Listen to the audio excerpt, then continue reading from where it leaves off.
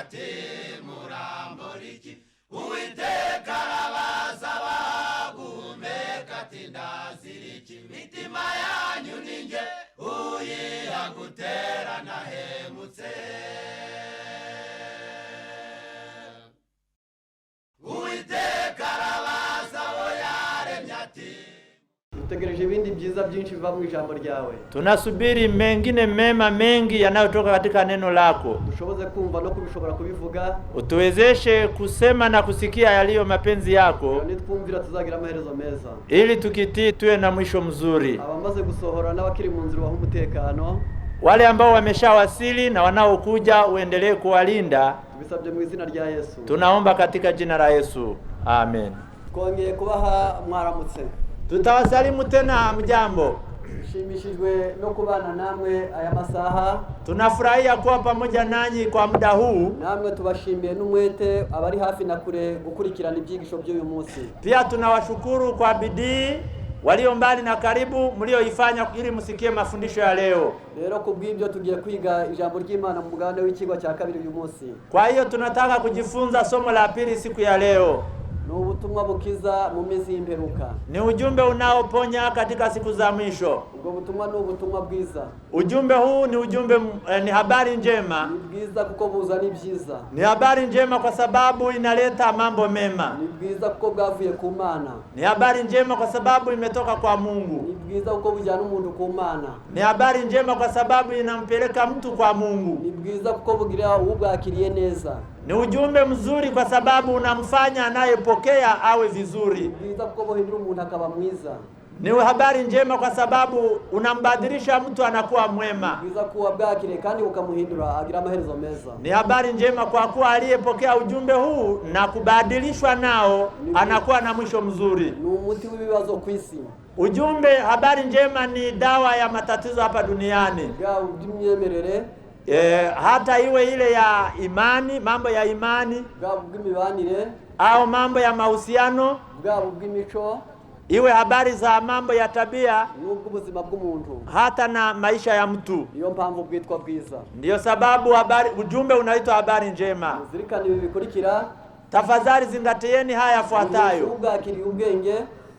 Ujumbe unampa aliyeupokea hekima, ukamuhesha imico myiza, unamwezesha kuwa na tabia nzuri, ukamuhesha n'amagara mazima, na unamfanya awe na afya nzuri. Ntabwo ubwiza bwabwo ari imisaya miremire cyangwa inzobe. Uzuri wa ujumbe si kwamba unakuwa na uso mrefu, ahubwo ubwiza bwabwo ni akamaro kabwo. Bali uzuri au utukufu wa ujumbe ni umuhimu wake. Noneho kubw'ibyo kurikirana neza. Kwa hiyo tunaomba mfuatilie vizuri. Uko tugiye kwiga nicyo kintu cyitwa ubutumwa bwiza mu minsi y'imperuka. Kwa kuwa somo letu linalenga habari njema katika siku za mwisho, turaza kuvuga mu buryo bw'impina magambo. Tutajaribu kufupisha lakini mambo yanayoeleweka. Ariko turavuga kuri buri kintu. Lakini kila kipengele tutakigusia. Imperuka ibangamiye umubiri. Mwisho au siku za mwisho zinakabiliana na kuharibu mwili. Imperuka ibangamiye ubuzima. Halafu siku za mwisho zinatesa hata afya. Imperuka ibangamiye isi ubwayo. Siku za mwisho zinakabiri ulimwengu. Ntabwo abantu benshi cyane bakunda kumva ijambo imperuka. Walio wengi hawataki kusikia neno mwisho wa nyakati. Nacho ni imperuka. Hata kutotaka kusikia na yenyewe ni alama ya siku za mwisho. Imana yaremye isi karema n'umuntu. Kwa kuwa Mungu ameiumba dunia na mwanadamu. Abahanga mu gutekereza bavuga ko igifite itangiriro kigira n'iherezo. Wataalamu katika kutafakari wanasema wazi kwamba kilicho na mwanzo pia kina mwisho. Niba Imana yaragize ubushobozi mu kurema isi n'umuntu, kubikiraho iherezo birayoroheye. Kama Mungu amepata uwezo wa kuumba dunia na mwanadamu, hata kuweka kikomo ni rahisi kwake. Ko yavuze biraba, itegetse birakomera. Maana Mungu alisema yakafanyika, na alipoamuru yakatekelezeka. Ndio mpamvu buri wese asabwa gukurikirana neza. Ndio maana kila mmoja anapaswa kufuatilia vizuri. Biravuze ngo ubyemera cyangwa utabyemera ntibyabibuza kubaho. Maana yake upende usipende yatafika. Ibyiza no gukurikirana iki Imana yagivugira kuri kintu. Kilicho kizuri sana ni kufuatilia nini Mungu amesema kuhusu kila kitu. Isi yagize ibihe bitatu bikomeye. Ulimwengu huu unipata matukio matatu makubwa. Gambere no kuva kuri Adamu kugeza kuri Noa. Vipindi vitatu muhimu katika historia ya ulimwengu ni cha kwanza kuanzia Adamu mpaka Nuhu. Haba itangiriro habaho niherezo ry'icyo gihe. Katika kipindi hicho mwanzo ulikuwepo na ukawepo mwisho. Ubwo bigiye gusoza haba ubutumwa bwa Noa. Kipindi hicho kilipokaribia mwisho, ujumbe wa Nuhu ukaanza. Mazi sirimugwa n'amazi yitwa umwuzure. Na ulimwengu ukaangamia kwa gharika. Ayo mateka tubwira ngo amazi yaturutse kuzimu no mu kirere. Historia hiyo inatuambia ya kwamba maji yalitoka ardhini hata na angani. Isi yarimo abahanga n'abakomeye. Kipindi hicho dunia ilikuwa na wataalamu na watu wakubwa sana. Itarononekana n'ubukungu bwari buhagije. Ilikuwa bado ulimwengu haujaharibika, hata na hazina au mali ilikuwa kubwa. Ariko isima Imana ivuze ngo nigira iherezo yararigize. Lakini Mungu aliposema kikomo cha ulimwengu kiwepo, kwa kweli ilifanyika hivyo. Kuva kuri Noa, tangu Nuhu hinji amateka y'imiyoborere y'ibyumuka. Iliingia historia mpya kuhusiana na uongozi wa mambo ya kiroho. Basaba kugendera muri gahunda Imana yaremye yagennye yonyine. Iliwabidi wanadamu kusafiri katika utaratibu uliowekwa na Mungu peke yake. Yakunze ko mwene muntu yumvira. Haikuchelewa mwanadamu akiendelea kutii. Atabipanze bila kupanga. Ahubwo ari Satani wimupangiye. Ni shetani aliyekuwa akimwamuru. Anyuranya n'Imana. Akapita kinyume na mapenzi ya Mungu. Yagiye kugira umusozo w'ibyumuka ku Bayuda. Na mwisho wa kipindi hicho ni historia ya Wayahudi. Yarangiza maze isifati icyerekezo gishya cy'ubutumwa bwiza. Ulimwengu ukachukua mwelekeo mpya wa habari njema. Abantu basaba kwizera Yesu wenyine. Pale ambapo wanadamu walipaswa kumwamini Yesu Kristo peke yake. N'ijambo ryavuzwe n'Imana. Wakiongozwa na neno alilolitamka Mungu. Bagasabwa kumvira badakebakeba. Na wakitii bila kupinda. Yarangiza ubwo nabyo bitegurwa yuko nabyo bizagira iherezo. Hicho kipindi cha tatu na chenyewe kimeandaliwa kwamba mwisho wake utafika. Abantu baruvuye mu mihango no mu migenzo. Watu walitoka katika mapokeo na desturi. Bari bagiye kuyoborwa n'ijambo ry'Imana ryonyine. Ilikuwa kwamba waongozwe na neno la Mungu peke yake. Kandi bayobowe n'umwe gusa mukuru wabo witwa Yesu. Na wakiongozwa na kiongozi mmoja ambaye ni Yesu Kristo. Maze Yesu ashiraho urufatiro rwari rukomeye. Yesu akaweka msingi imara. Uvuga ngo ni uzahabwa icyubahiro wenyine kandi akubahwa. Kwa kusema ya kwamba yeye peke yake ataheshimiwa. Abivuga muri Mathayo 23. Na hilo alilisema katika Mathayo sura ya 13. Uhereye ku murongo wa 8. Ukianzia mstari wa 8. Aza kuvuga amagambo ati muri mwe kuzavamo barabi. Aliposema ya kwamba wasiitwe marabi miongoni mwenu. Umwigisha wanyu numwe. Kwa sababu mwalimu wenu ni mmoja. Niwe Mana yanyu. Nawe ni Yesu. Azigisha abazungu. Atawafundisha wazungu. Uruhu rwera. Wale ambao wana rangi nyeupe. Bari mu Buraya. Ambao wako katika Ulaya. Niwe mwalimu w'abimihondo muri Asia. Atawafundisha pia wale ambao wana rangi ya njano ambao wako Asia. Niwe zaba mwalimu w'abatukura muri Amerika. Atawafundisha wale ambao wana sura nyekundu wa Marekani. Abirabura b'inzego zigera muri 5 z'uruhu nabo ni uzabigisha muri Afrika. Wale ambao wana rangi tofauti lakini weusi wa Afrika nao ndiye atakayewafundisha. Abo bose bazagira umwarimu umwe ku isi. Hao wote mwalimu mmoja atakuwa ni Yesu. Kuko muri Yohana 8. Kwa sababu katika kitabu cha Yohana sura ya 8 atubwira ngo bazigishwa n'Uwiteka. Imeandikwa kwamba wote watafundishwa na Mungu. Na Isaya 54. Hata Isaya 54. Uwo niwe mwarimu usumba abacura bwenge. Mwalimu anaowazidi wanafalsafa ni huyo. Uwo ni umwarimu ruta abahanga. Huyo ndiye mwalimu anayewazidi wataalamu. Arusha abakire. Anawazidi matajiri. Rero kubw'ibyo niwe mwarimu isikeneye. Kwa hiyo ndiye mwalimu ambaye anahitajika katika ulimwengu. Urufatiro rw'isi zabigiye kugira iherezo.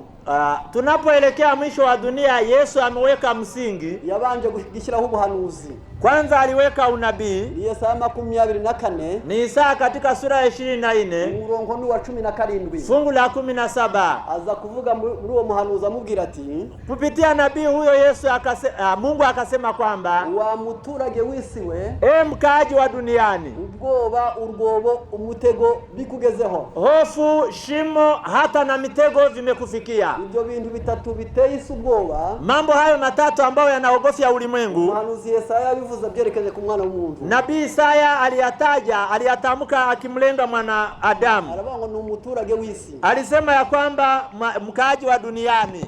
Ku isi hari abakristo. Duniani kuna Wakristo, hari abemera Mana gusa batemera Yesu, kuna wale wanaomkubali Mungu bila kumkubali Yesu, hari abahakana Mana, kuna wale wanaomkana kwamba Mungu hayupo, hari abasenga ibishushanyo, kuna waabudu sanamu, hariho n'abatazi yo bava niyo baja, na wapo wengine ambao hawajui wanatoka wapi wanaelekea wapi. ariko na abaturage b'isi, Lakini hao wote ni wakaaji wa dunia. abo bose imperukira bareba, Hao wote nyakati za mwisho zinawalenga. ubwoba se buvuye he? Sasa kwa nini hofu? Urwobo se rwo niki? Nani shimo ni nini? Umutego se wo niki? Nini maana ya mtego? Bisaba ko abantu basobanukirwa neza, Inabidi tuelewe vizuri, kugira ngo nk'abaturage batuye isi, ili sisi kama wakaaji wa dunia imigabane yose, katika bara zote, abi Buraya, iwe Ulaya, Asia, Asia, Afrika, Amerika, Oceania, hata na Australia, ndetse no ku mfundo z'isi, na huko kwenye pembeni mwa dunia, aho bita Antarctic, pale anapo wanaita aho Antarctic, hose hari abaturage, hapo pote ambapo kuna wakaaji, imperuka irabareba, mwisho unawakabiri. ubwoba bugomba gutaha abakomeye n'aboroheje. Ina maana hofu itawazinga wale waheshimiwa na wale wa kawaida, imbere y'abakire n'abakene, mbele za matajiri na maskini, imbere y'abisi yabize n'abatarize, mbele za wasomi na wasiokuwa na elimu, abagira ibyo bafite n'abatabigira, wenye mali na wale ambao hawana chochote, abazima n'abarwayi, wenye afya nzuri na wanaogonjwa. wese mu bwonko bwe mu cyumba cy'intekerezo harimo ubwoba. Katika chumba cha akili kila mmoja ana hofu. Batinya iki? Wanaogopa nini watu hao? Isirimu intambara, Dunia ndani yake mna vita, hari ubwoba, ndio sababu ya hofu. hari impuha zazo, Kuna tetesi za vita zibiteye ubwoba, zinaleta hofu. hari ubukene busatira abantu buri munsi, Kuna umaskini ambao unawakabili wakaaji kila siku, buteye ubwoba, hiyo inaleta hofu. hari ibihombo byiyadukiza buri munsi, Kuna hasara ambazo zinakuja ghafla kila siku, biteye ubwoba, zinasababisha hofu. hari indwara ziteye ubwoba, Kuna magonjwa ambayo yanajitokeza, izanduza n'iz'ibyorezo, zile ambazo za kuambukiza na zile za tauni. buri wese ajuriye iburyo cyangwa ibumoso, Kupitia- icyumba cy'ubwoba kirimo ikintu. Kupitia kulia na kushoto katika chumba cha akili kuna hofu. Wa muturage w'isi we, Mkaaji wa dunia hari ubwoba, una hofu. hari urwobo. Pia kuna shimo. Ubwo urwobo ruvugwa Shimo inayozungumziwa ntabwo hapo ari imirerajuru iri ku isi, sio shimo kama haya mnayoyaona hapa pembeni, ntabwo ari ukuzimu kw'inyanja, sio kwamba ni kuzimu ya bahari, ahubwo ni mu myumvire y'imyizerere. bali katika usikivu na uelewa wa kiimani. Abantu bakimara kunanirwa iby'Imana, Baada ya kuwa watu wameshindwa mambo ya Mungu, bamwe bahisemo kubigabanya, wengine wameamua kupunguza, abandi bahitamo kubirwanya, wengine wakaamua kupinga, abandi bahitamo kubireka, wengine wameamua kuyaacha, maze bibwira ko byabahesha amahoro. wakafikiri kwamba kwa njia hizo watapata amani. Bahora urwo ni rwobo. Hilo ndilo shimo. Nicyo gituma mu Migani 17 Ndio maana katika Mithali 17 atubwira ngo inzira y'umukiranutsi irazamuka, tunasoma kwamba njia ya mwenye haki hupanda, kugira ngo ave ikuzimu mu bapfuye. ili kutoka kuzimu katika waliokufa. Urwo rwobo rero Shimo hilo nta kundi warukira, hakuna njia nyingine ya kupona uko kutoka katika shimo hilo, kwemera ijambo ry'Imana, ila tukukubali neno la Mungu, kuko bivugwa mu Migani 30:5-6, kama vile tunavyosoma katika kitabu cha Mithali 30 mstari wa 5 na 6. aratubwira hatya ati, Maandiko yanasema kwamba 5, ijambo ry'Imana ryose rirageragezwa, niyo ngabo ikingira abayihungiyeho, ntukagire icyo wongera ku magambo yayo kugira ngo itagucyaha ugasanga uri umunyabinyoma. kila neno la Mungu limehakikishwa, yeye ni ngao yao wamwaminio. Usiongeze neno katika maneno yake, asije akakulaumu ukaonekana umwongo. Imana yavuze ntukacyongere, Kile Mungu alichokisema usiongeze, ntukakigabanye, vile vile usipunguze, ntukagihinyure, usijaribu kupuuzia, ejo utazitwa umunyabinyoma. usije ukaonekana kama mwongo, Kuko umugambi w'ijambo ry'Imana kwa sababu lengo kuu la neno la Mungu, rifite ibintu bikomeye byinshi. kuna mambo mengi ambayo yanalengwa katika kujifunza neno la Mungu. Gushakira ibintu bitatu. Moja ni mambo matatu ambayo neno la Mungu linatutakia. Gushakira ubwenge, Neno la Mungu linatutakia hekima, ligushakira imico myiza, linatutakia tabia nzuri, ligushakira ubuzima bwiza, linatutakia afya nzuri. Iryo niryo shema n'umunezero w'umuntu wese ku isi. Hiyo ndiyo fahari na furaha ya kila mtu hapa duniani. Uzaryakira uko riri, pokea neno la Mungu lilivyo, rizaguha ubwenge, litakusaidia kuwa na hekima, uzamenya kwiyobora ku isi, litakusaidia hata kujua namna gani kujiongoza hapa duniani. Ubwenge buzaguha makenga, na neno la Mungu hilo litakupatia busara. Ubwo bwenge buzaguha kujijuka, busara hiyo itakusaidia hata kuwa na ujuzi. Ubwo bwenge buzaguha kumenya, huo ujuzi utakusaidia kuwa na utaalamu na kuelewa. Ubwo bwenge buzagukura mu nzira y'ibibi, hiyo hekima itakusaidia kuondoka katika njia mbaya. Ubwo bwenge buzagutandukanya n'abantu bavuga iby'ubugoryi, na hekima hiyo itakutenganisha na watu wanaosema maneno ya ovyo. Ni Imigani 2:10 kugeza 12. Ni katika Misali sura ya pili fungu 10 kugeza 12. Fungu la 10 mpaka 12. None Imana ikwifuriza ubwenge, na Mungu anakutakia hekima, kandi nawe urabukeneye, na anataka uwe na hekima, na wewe unahitaji. Icyambere bubereho bwiza.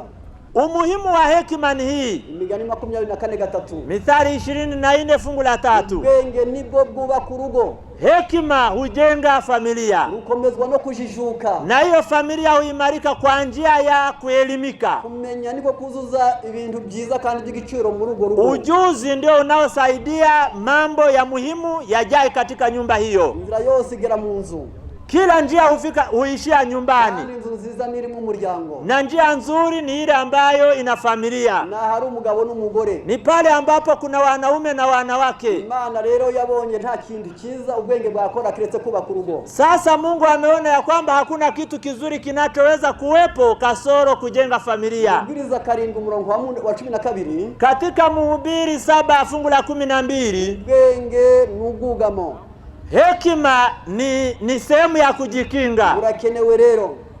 Hekima inahitajika sasa. Nkuko ubutunzi ari ubwugamo, kama vile mali au utajiri na yenyewe utajiri ni sehemu ya kujihifadhi. Akamaro ko kumenya, umuhimu wa kujua nuko ubwenge burinda ubugingo bw'ubufite, ni kwa sababu hekima hulinda maisha ya huyu mwenye kuwa na hekima hiyo. Kintu cya kabiri cyiza ubwenge buzanira ubufite, hilo ni jambo la pili muhimu linalofanyika kwa huyu mwenye hekima. Bwakubakira urugo, hekima imekusaidia kuwa na familia nzuri, na imekusaidia kuwa na maisha mazuri. Ufite amaraso ahagije, hapo utakuwa na damu ya kutosha, ufite abasirikare mu mubiri bahagije, utakuwa na maaskari wa kutosha mwilini, ufite imvuzo zihagije, utakuwa na maaskari wa kutosha mwilini, bitewe nuko ubwenge bukuyobora mu gutekereza, kwa sababu akili zinakusaidia katika kutafakari, kugira ngo nibura buri wese abashe kumva neza, ili kila mmoja apate namna ya kuelewa vizuri.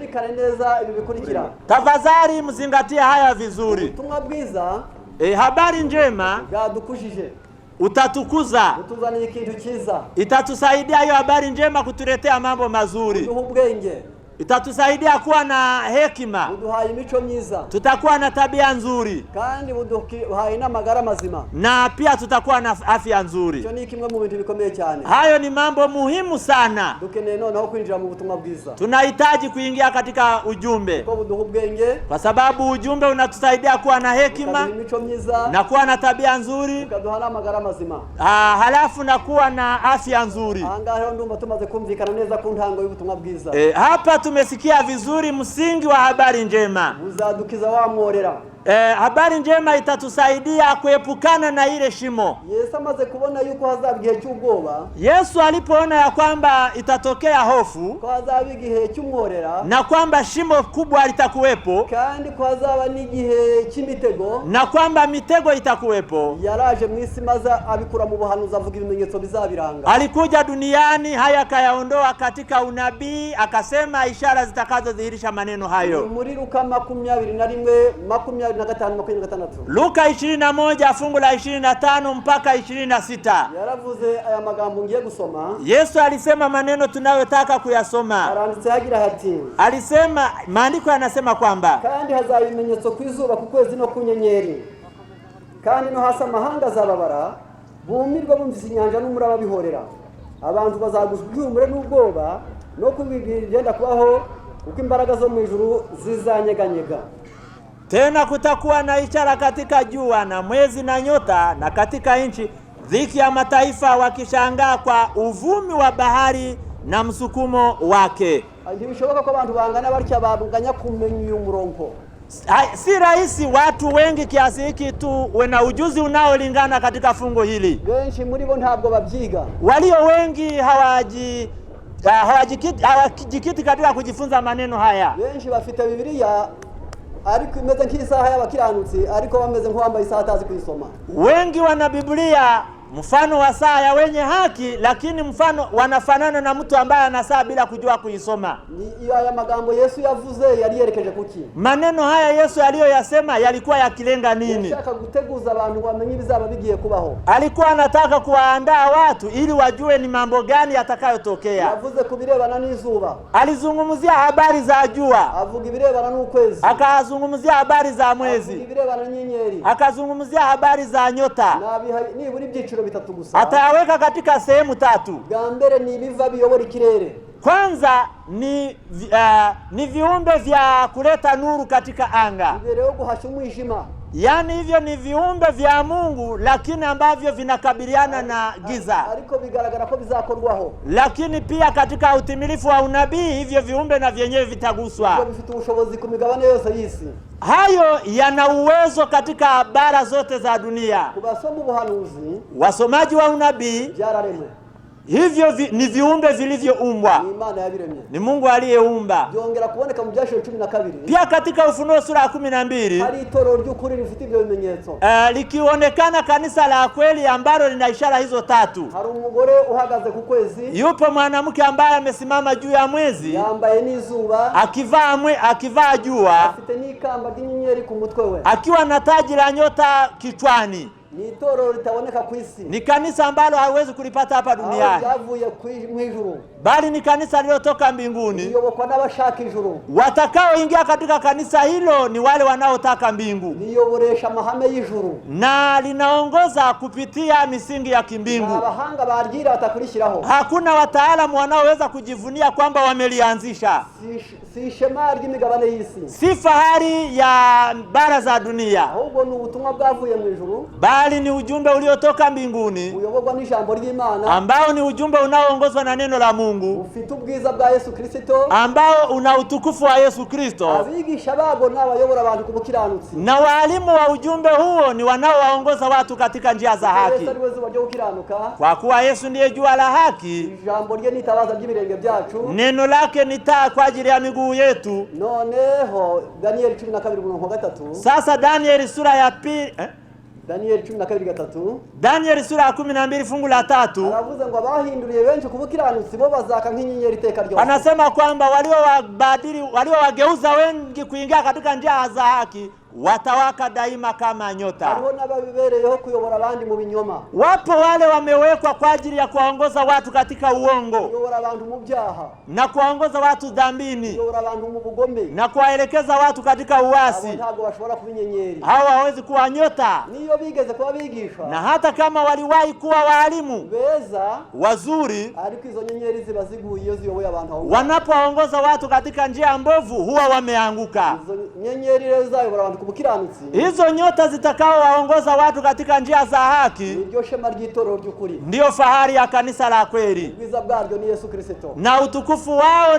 ni Yesu Kristo. Uyobozi bwaho rihagaze ni ijambo ry'Imana. Uongozi wa kanisa hilo ni neno la Mungu. Yesu ro yerekanye neza ibyo bintu. Yesu alidhihirisha vizuri mambo hayo. Yerekana ko kwizuba hazagira ikiba. Akadhihirisha kwamba jua litaguswa. Yerekana ko ukwezi kuzagira ikibaho. Nyota zitaguswa. Yerekana neza ko byanze bikunze inyenyeri zizagwa. Na akaonyesha ya kwamba lazima nyota zitaanguka. Ibyo byarabaye. Na hayo yametokea. Byari. Lini? Iyo ubuhanuzi bubayeho, unabii unapotimia, iyo butaraba bwitwa ubuhanuzi. Kabla hujatimia unabaki kuwa unabii. Iyo busohoye bwitwa ibyaduka. Kipindi cha utimilifu unabii unaitwa matukio. Iyo uvutse bwarabaye bakabukubwira abari amateka. Unapozaliwa baada ya kuwa huo unabii umetimia, hiyo inabaki kuwa historia. Izuba rero ryarijimye. Liliwahi kutokea jua likatiwa giza. ku isi ni amateka azwi n'abakristo n'abapagani. Hiyo ni historia inayojulikana kwa Wakristo kwa wapagani. Ntabwo ari yerekwa, Sio kwamba ni maono, ahubwo byeretswe abahanuzi, bali ni jambo ambalo limeonyeshwa kwa manabii. ababayeho barabibonye, Waliokuwepo kipindi hicho wameyashuhudia. twebwe bariho tugomba kubyiga. Sisi tuliopo tunapaswa kujifunza mambo hayo. Ku itariki ya 19 ukwezi kwa 5 mu 1780, Tarehe 19 mwezi wa 5 1780 au 18, ari saa 4 ya mu gitondo izuba ryarijimye. ilikuwa saa 4 za asubuhi, jua likatiwa giza. Inka zirataha, Ng'ombe wakarudi zizini, inkoko zirataha, kuku wakarudi ndani. birangiza kuva saa 4 kugeza nijoro. Tangu saa 4 mpaka usiku giza hilo liliendelea. Iryo joro kuri iyo tariki ya 19 ukwezi kwa 5 1780, Tarehe hiyo 19 mwezi wa 5 1780, usiku wa siku hiyo, ukwezi kwahindutse amaraso. mwezi ulionekana lakini ukageuka kuwa damu. Byari bifite icyo bishaka kuvuga. Ilikuwa na maana halisi. Isi yari igiye kwinjira mu gihe kibi, Dunia ilikuwa inaelekea kuingia katika kipindi kigumu, aho kumvira Imana bizajya bibyara kubizira. mahali ambapo kuwa mtiifu kwa Mungu ingekulazimu kutolewa, yani kuuawa au Ibyo kuteswa. byarabaye bikurikiranye. Na hayo yalitokea, Bivuze ngo nta wakwanga ijambo ry'Imana ngo abagikunze Yesu. ikiwa na maana ya kwamba hauwezi kulichukia neno la Mungu huku ukiendelea kumpenda Yesu. Ni jambo lisilowezekana. Ukwezi bifitanye isano, bisangira umucyo. Kama vile kwa sababu jua na mwezi vina mahusiano, ndio maana vinashiriki nuru. Izuba niryo rirasira mu kwezi, ukwezi kukamurikira isi. Jua linawaka katika mwezi na mwezi unaangazia dunia. Kimwe kikayobora amanywa, Kiumbe kimoja hivyo kimoja kinaongoza mchana, ikindi kikayobora ijoro. kingine kinaongoza usiku. Bifite icyo bishaka kuvuga mu by'umwuka. Hiyo ina maana halisi katika mambo ya kiroho. Abasobanukiwe neza icyo Imana ishaka, Wanaoelewa vizuri mapenzi ya Mungu, Yesu bagira umutima uri muri Kristo Yesu, wanakuwa na moyo ule uliokuwemo ndani ya Yesu, bakumva ko inshingano yabo na wakijua vizuri ya kwamba majukumu ari yao uguhesha Imana icyubahiro, ni kumtukuza Mungu ari ukugirira abandi neza, na kuwatendea wengine mema, no kwibera umugisha. hata na kujiletea manufaa katika maisha yao. Aho niho havuze ngo ko ntacyo mushobora gukora mutamfite. Ndio maana Yesu akasema ya kwamba hamwezi lolote bila kuwa pamoja nami. Ni byiza kuko ari beza, Wanatenda mema kwa kuwa ni wema, kandi bakorerwamo n'umwiza, na kwa kuwa ndani yao anayetenda kazi ni yule mzuri, kandi bafite icyerekezo cyiza. na malengo yao ni mema. Abatarasobanukirwa ubukristo Wale ambao hawajajua nini maana halisi ya Ukristo, bahora babwirwa ngo ryutya, daima huambiwa kwamba kula hivi, ambara utya, vaa hivi, subiza utya, jibu hivi, ifata utya, uwe na mwenendo wa namna hii, genda utya. enenda hivi, Kuri bo kuko bakiri mu mwijima babagwa n'ijambo ry'Imana ry'itegeko, kuko batagira Yesu mu mutima. kwa sababu wapo gizani bila kuwa na nuru ambaye ni Yesu Kristo, wanaongozwa na sheria. Ariko Yesu Lakini Yesu ntabwo yatandukana n'ijambo rye. hawezi kutengana au kupisha kwa njia mbili na neno lake. Yohana igice cya mbere umurongo wa mbere. Hapo ni Yohana sura ya kwanza, sura ya pili fungu la kwanza. Igice cya mbere. Sura ya kwanza fungu la kwanza. Haranza mbere na mbere hariho jambo. Imeandikwa kwamba kabla ya mambo yote lilikuwepo neno. Jambo yahoranye n'Imana. Neno huyu alikuwa pamoja na Mungu, Kandi jambo yari Imana. na neno alikuwa Mungu. Yesu ntabwo yatandukana n'ijambo rye. Yesu hawezi kupita kinyume na neno lake, Nkuko nawe impagarike yawe kama vile hata wewe utukanye ntibakubita ururimi, bakubita ikibuno kandi kitigeze gitukana. unapomtukana mtu hawatapiga ulimi, watapiga makalio, kwa sababu na huko hayajatukana. Wowe n'ibyo uvuga murumwe. Wewe na maneno yako ni kitu kimoja. Niyo mpamvu Yesu n'ijambo rye utabatandukanye. Ndiyo maana Yesu na neno lake hawezi kuvitenganisha. Niyo mpamvu kwezi n'izuba bigendera hamwe. Ndiyo sababu mwezi na jua vinatembea pamoja. Jambo na Yesu barumvikana. Neno na Yesu wanakubaliana na kuelewana. Urira mu muntu urimo Yesu. Yote mawili yanakutana ndani ya mtu ambaye Yesu anamtawala. Umuntu ufite Yesu ntiyanga ijambo ry'Imana. Mtu ambaye ana Yesu hawezi kulikataa neno la Mungu. Yakwanga gukiranuka. Pia hawezi kukataa haki. Aha ndatambutse. Hapa amevuka. Nyuma y'imyaka 53 ubwo no kuva mu 1780 kugeza mu 1833. Baada ya miaka 50, 1780 kuanzia mwaka 1780 mpaka mwaka 1833. hashize imyaka 53 Ilikuwa imepita miaka 53 au 53. inyenyeri zaraguye, Nyota zilianguka. uwasinze yarazibonye, Aliyekuwa mlevi kipindi hicho alizishuhudia, uri mu bitaro barabimuganuriye, aliyekuwa hospitalini walimuelezea, umuhinzi n'umushumba barabibonye, mkulima na mchungaji wameshuhudia, umugenzi n'umwana n'umukuru bose barabibonye, msafiri, mtoto, hata na mtu mzima wote waliona tukio hilo. tambuka rero Hapo tumevuka. ubwo buhanuzi mfite ubutegereje. Unabii huo wa kuanguka kwa nyota hauko mbeleni bali umepita. No hasa mahanga azababa. Maandiko yanasema ya kwamba chini duniani mataifa yatakuwa na msukosuko. Isi yagize ibibazo. Dunia hii imepata shida. Nta kintu cyagize intambara ku isi nk'igiko cyaziya mu ntango y'isi. Katika huko enzi za mwanzo wa dunia, bara la Asia limekabiliana na vita kali. Zagiye zigira intambara z'Abafilistia. Kuna vita vile vya Wafilisti. Yewe amoko yose yagiye arwanira ku mugabane wa Asia. Makabila mengi tunayoyasoma katika historia ya Biblia, mapambano yalikuwa yamefanyika katika bara la Asia. Nyuma zaje kwerekeza i Buraya. Vita zilielekea katika bara la Ulaya. Zari zigizwe na politike n'imyemerere.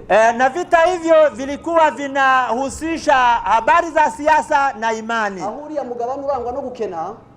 Katika ile bara la Ulaya ambalo sifa zake ni umaskini, Bakennye izuba, ni maskini kwa jua, bakennye ubutaka bwiza, ni maskini yani wana ufukara wa ardhi nzuri. ibyo bintu byose byabigishe gutega amakiriro ku bandi no ku bwenge bwabo. Hayo mambo mawili, hivyo vyanzo vya umaskini vimewafanya maisha yao wayategemee kutoka katika watu wengine. Iyo badakandamije bajabona batabaho. Kama hawajanyanyasa watu na kuwakandamiza, hawawezi kupata maisha. Byabyayiki Nini matukio ya mambo hayo ni nini? Gushaka kuyobora ibitekerezo by'abantu ku isi yose. Waliona ni vyema kutawala mawazo ya watu wote duniani.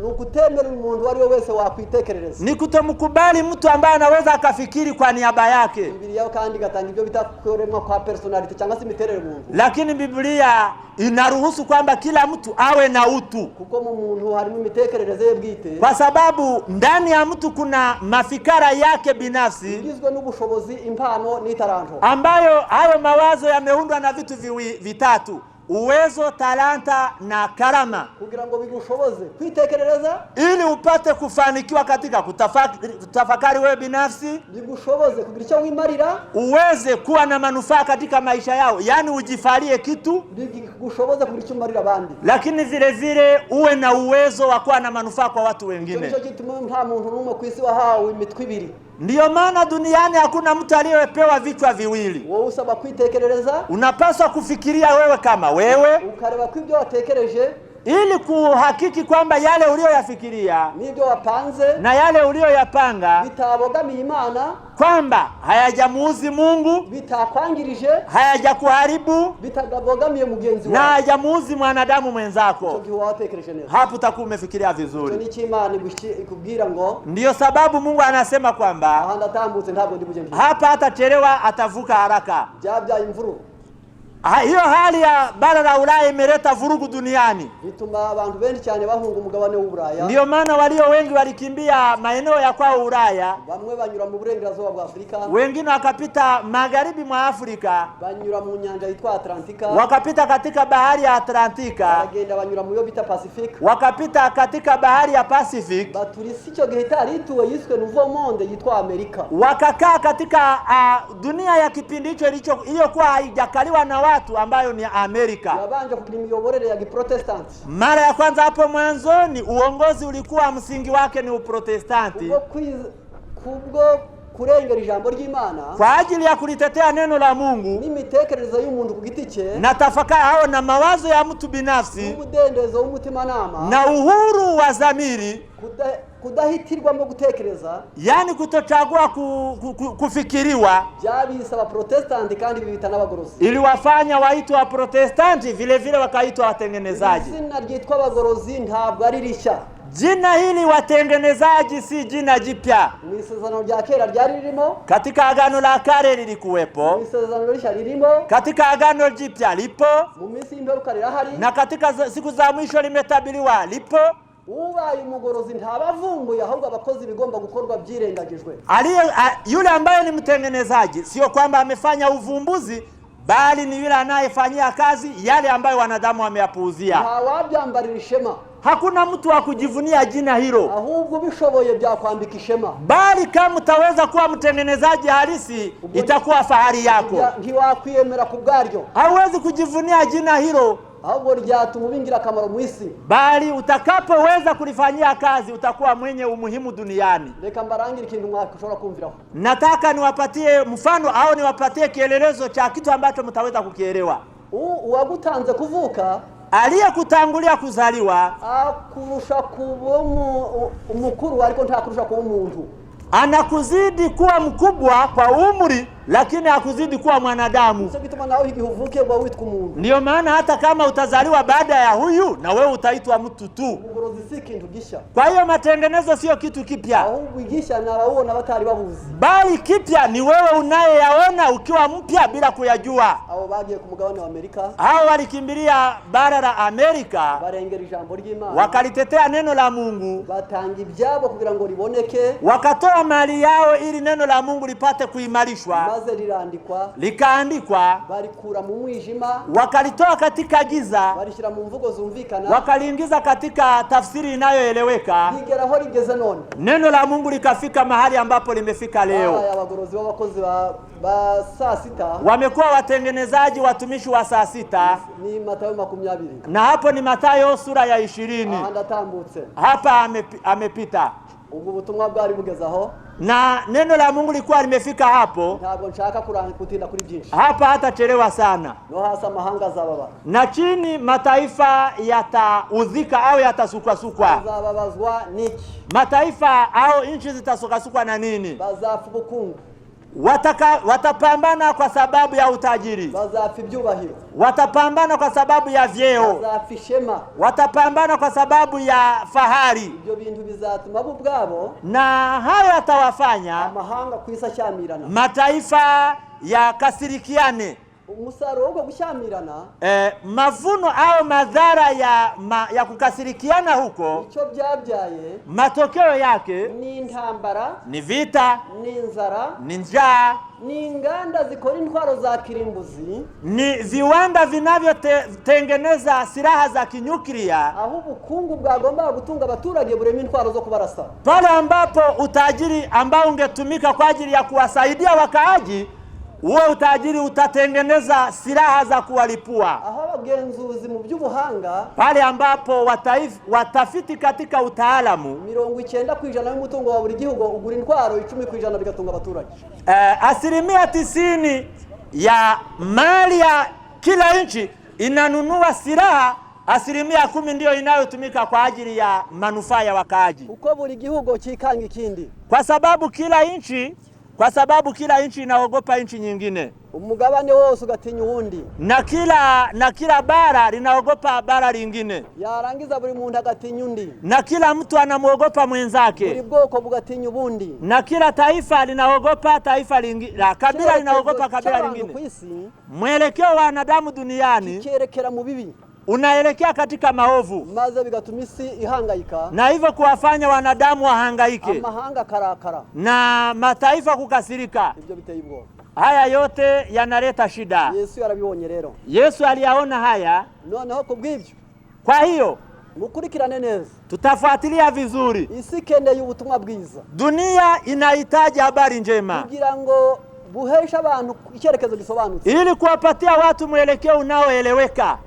Isi keneye ubutumwa bwiza. Dunia inahitaji habari njema, mambo nyinshi, kwa sababu mbalimbali twagiye tuvuga, tulizozizungumzia, na zile ambazo tunaelekea kuzitamka, na hizi tunazozizungumza. Ubutumwa bwiza ni wo muti, kwa sababu habari njema ni dawa. Mathayo 24:14, Mathayo 24 fungu la 14. Kandi ubutumwa bwiza bw'ubwami, na habari njema hii ya ufalme uzigishwa mu isi yose, itahubiriwa katika ulimwengu mzima, maze imperuka izahera kwize, baadaye mwisho utakuja. Nagira ngo namaze kuvuga ibintu bitatu. Nafikiri nimeshazungumzia mambo matatu. Ubwoba ni birebana n'uyu mubiri. Hofu ni yale yanayohusiana na mwili. Ubwoba ni birebana n'imyemerere. Shimo ni yale yanayohusiana na imani. Umutego ntabwo ndawuvugaho. Hajazungumzia mtego. Mtego ni ibintu bitiyobya binyuriye mu byo tubona n'ibyo dukora n'ibyo twumva. Mtego ni yale yanayotupotosha njia yakipitia yale tunayoyaona, kuyasikia hata na kuyatenda. Ibyo biravuze ngo ni irari ry'amaso. Hapo ni tamaa ya macho, ni irari ry'umubiri, tamaa ya mwili, no kwibona ku by'ubugingo, hata na kiburi cha maisha. Bizatera isi kunyeganyega. Hayo yataufanya ulimwengu kutikisika. Abantu bazabura icyerekezo, na watu watakosa mwelekeo. Buri wese azashaka ubuzima buruta uko ashoboye. Kila mmoja atahitaji kuwa na maisha mazuri zaidi ya kiwango chake, maze isi zahungabana na ulimwengu utayumba yumba. Umunebwe azakenera byinshi kandi atinya imirimo. Mvivu atahitaji mali nyingi huku akiwa anaogopa kazi. Umukene azagirira ishyari umukire kandi atashobora kwibeshaho. Maskini atakuwa na wivu kwa ajili ya tajiri na huku hana uwezo wa kujifanyia kuishi. Umukire azasuzugura umukene kandi atashobora kubyikorera. Tajiri atamdharau maskini na huku kimruhusu hawezi kuweza kujihudumia au kujitumikia. Mwese azakenera ubuzima atashobora kwigezaho. Kila mtu atahitaji maisha ambayo hana uwezo wa kufikia. Bizatuma benshi bagwa mu mutego. Itawafanya watu wengi kuanguka katika mitego. Abagabo baziba, wanaume wataiba, abagore bazanyereza, wanawake watafirisi mali au wataleta perte, abana bazasezagura iby'ababyeyi babo, na watoto watavuruga na kuharibu mali za wazazi wao. Iyo rero bizaba ari umutego ku isi, na hayo yatakuwa ni mtego katika ulimwengu. Ntabwo bizaza kera, si mambo ambayo tunayasubiri kwa muda mrefu ujao. Biri mu miryango, haya nayo yazungumzia katika familia zetu yamo. Umugabo birahari, kwa mwanaume yapo, umugore birahari, kwa mwanamke yapo, abana birahari, kwa watoto yapo. Kubw'ibyo bizabyara ingorane. Kwa hiyo haya yataleta shida kubwa mu bita sociale, mu mibereho mibanire y'abantu katika maisha ya kijamii, yani maisha yanayowahusisha watu na wengine. Aho umugabo n'umugore bagomba kuba umwe, pale ambapo mume na mke wangekuwa kitu kimoja, bakabana karamata na kuishi daima, noneho bizahinduka ukundi, itabadilika iwe vingine. Itangiriro 2 Mwanzo sura ya 2 mstari wa 20 havuga ko Adamu yahagurutse aravuga ngo umugore we nakara ko mumaraye nakagufa ko magufa ye azitwa umugore kuko akuye mu mugabo. Adamu alisema ya kwamba huyu mwanamke ni mfupa katika mifupa yangu, ni nyama katika nyama zangu, ataitwa mwanamke kwa kuwa ametolewa katika mwanaume. Uko nicho cyerekezo cha Biblia. Huo ndio mwelekeo wa Biblia. Nuko umugore ari gufa ry'umugabo we, ni kwamba mwanamke ni mfupa katika mifupa ya mume wake, ni nyama katika nyama zake. Bombi bakabana icyo bita karamata. Wote wanapaswa kuishi pamoja daima, bagomba kugira n'amasezerano 4, wanapaswa kuwa na ahadi au maagano ya aina 4, nayo yiko kubana karamata, na hizo ahadi kuzijumulisha kwa pamoja ndiyo inayomaanisha kuishi daima.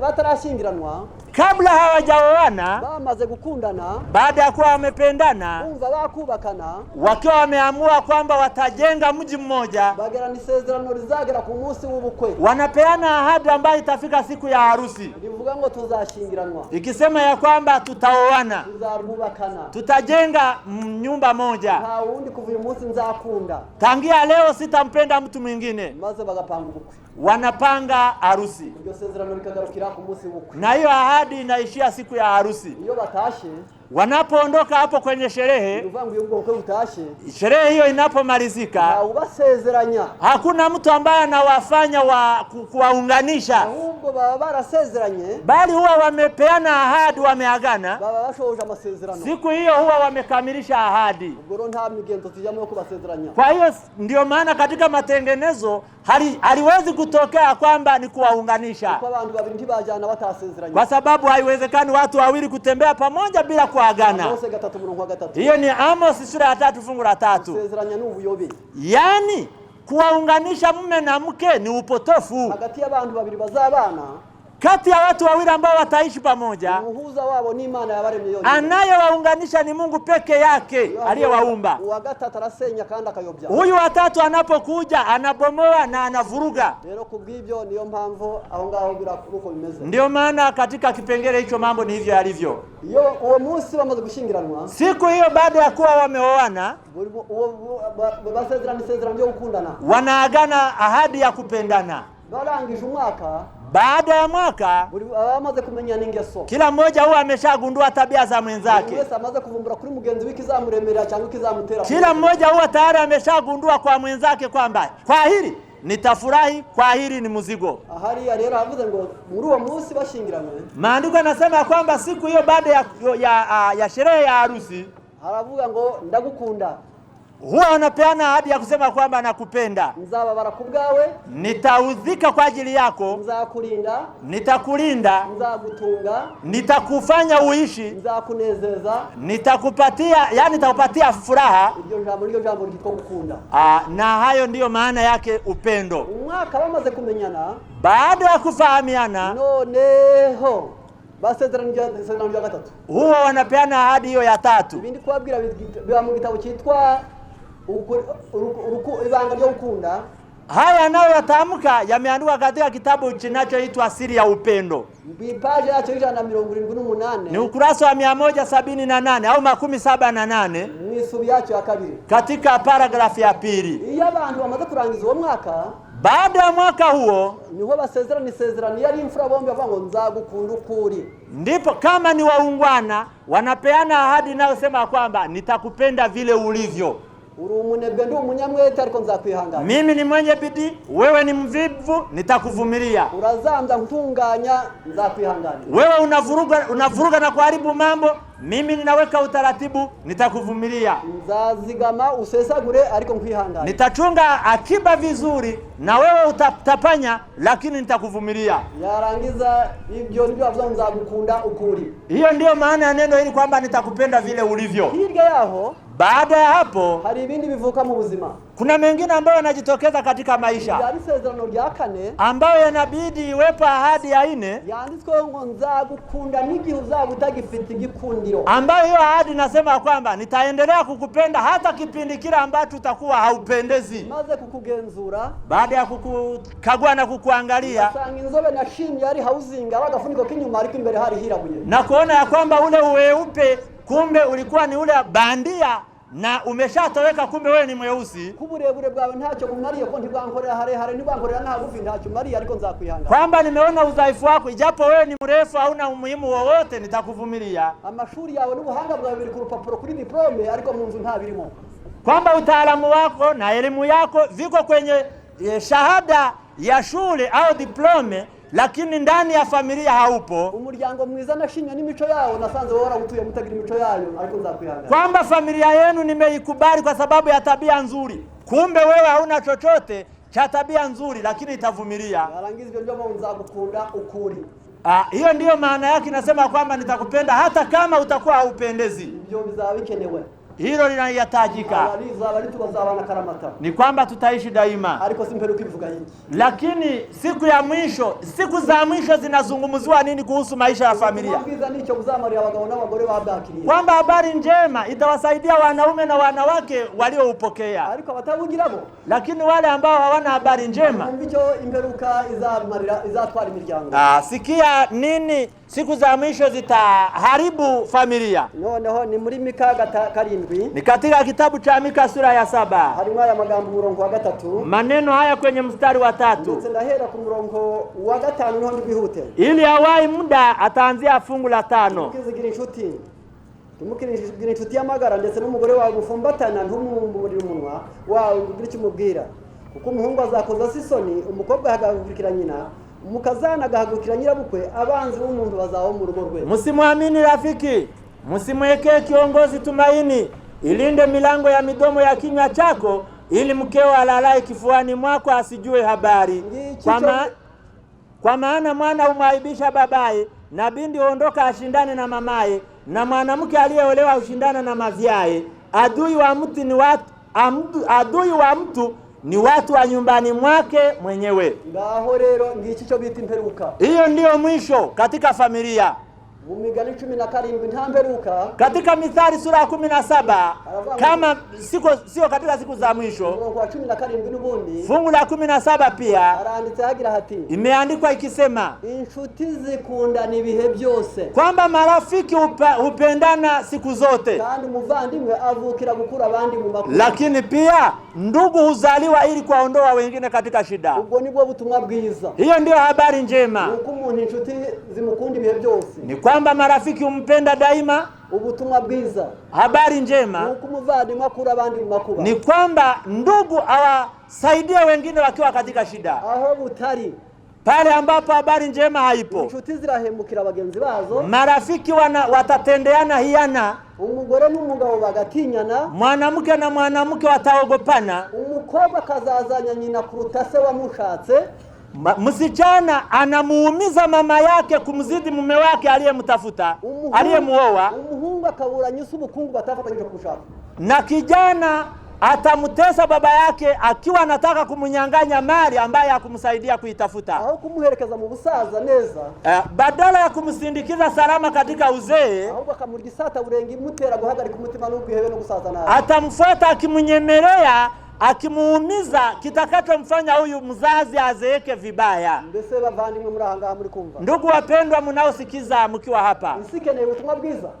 Ulimwengu si unahitaji ujumbe kugira ngo umuturanyi yawe mwiza, ili jirani awe vizuri. Ahangaha ni muri Yeremia 9. Ni katika kitabu cha Yeremia sura ya 9. Aravuze ngo umutura ndetse muni mu migani n'ubundi. Ni katika Mithali haranditse hagira hati. Imeandikwa kwa kusema kwamba umuturanyi aruta umuvandimwe uri kure. Kwamba jirani yako ana umuhimu na msaada kumzidi ndugu yako anayekaa mbali. Hapo ni katika habari njema. Umuturanyi mwiza yazi n'inzu yawe ihiye wowe udahari. Jirani mwema anaweza kuipoza nyumba yako kama imeungua na kuifanya izime. Yabuza abajura kukwiba ntiyakubera ikiza. Anaweza kuwazuia wezi ili wasikuibie. Yagutabara abana banyagiriwe hanze wowe udahari. Anaweza kusaidia watoto wasinyeshewe nje wakati wewe haupo. Aho icyo gihe umugore agiye kunda wagiye yahamagara imodoka cyangwa moto akamujyana ku bitaro. Kama mke wako atashikwa na utungu, jirani mwema atampeleka hospitali kama wewe haupo. Ibyo umuturanyi abaruta umuvandimwe uri hehe. Ndiyo maana jirani wako ni bora anamzidi hata ndugu yako wa mbali. Ubwo ni ubutumwa bwiza. Hiyo ni habari njema. Ariko se lakini none nta butumwa bwiza abantu babwanze. Kama habari njema watu wakiikataa, kamumva icyo byabyara, itasababisha nini? Yeremia igice cya 9. Tutasoma ile sura ya 9. Ukicho turushaka n'ubutumwa bwiza mu mperuka. Kwa sababu tunaangalia habari njema katika siku za mwisho. Igice cya 9 cha Yeremia. Katika ile sura ya 9 ya Yeremia. Haranditse hagira hati. Imeandikwa kwenye mstari. Mstari wa kwanza mpaka wa 4. Ye baba we, icyambu umutwe wanjye ukabamwo iriba ry'amazi n'amaso yanjye akabisoko y'amarira kugira ngo ndire ku manywa na nijoro ndirira abantu banje bishwe. Laiti kichwa changu kingekuwa maji na macho yangu kuwa chemchemu ya machozi ili nipate kulia mchana na usiku kwa ajili yao waliouawa wa binti ya watu wangu. Icyampa nkagira icumbi by'abagenzi mu butayu kugira ngo nsiga abantu banje nje kure yabo kuko bose ari abasambanyi n'iteraniro ry'abariganya. Laiti ningekuwa na mahali pa kukaa jangwani,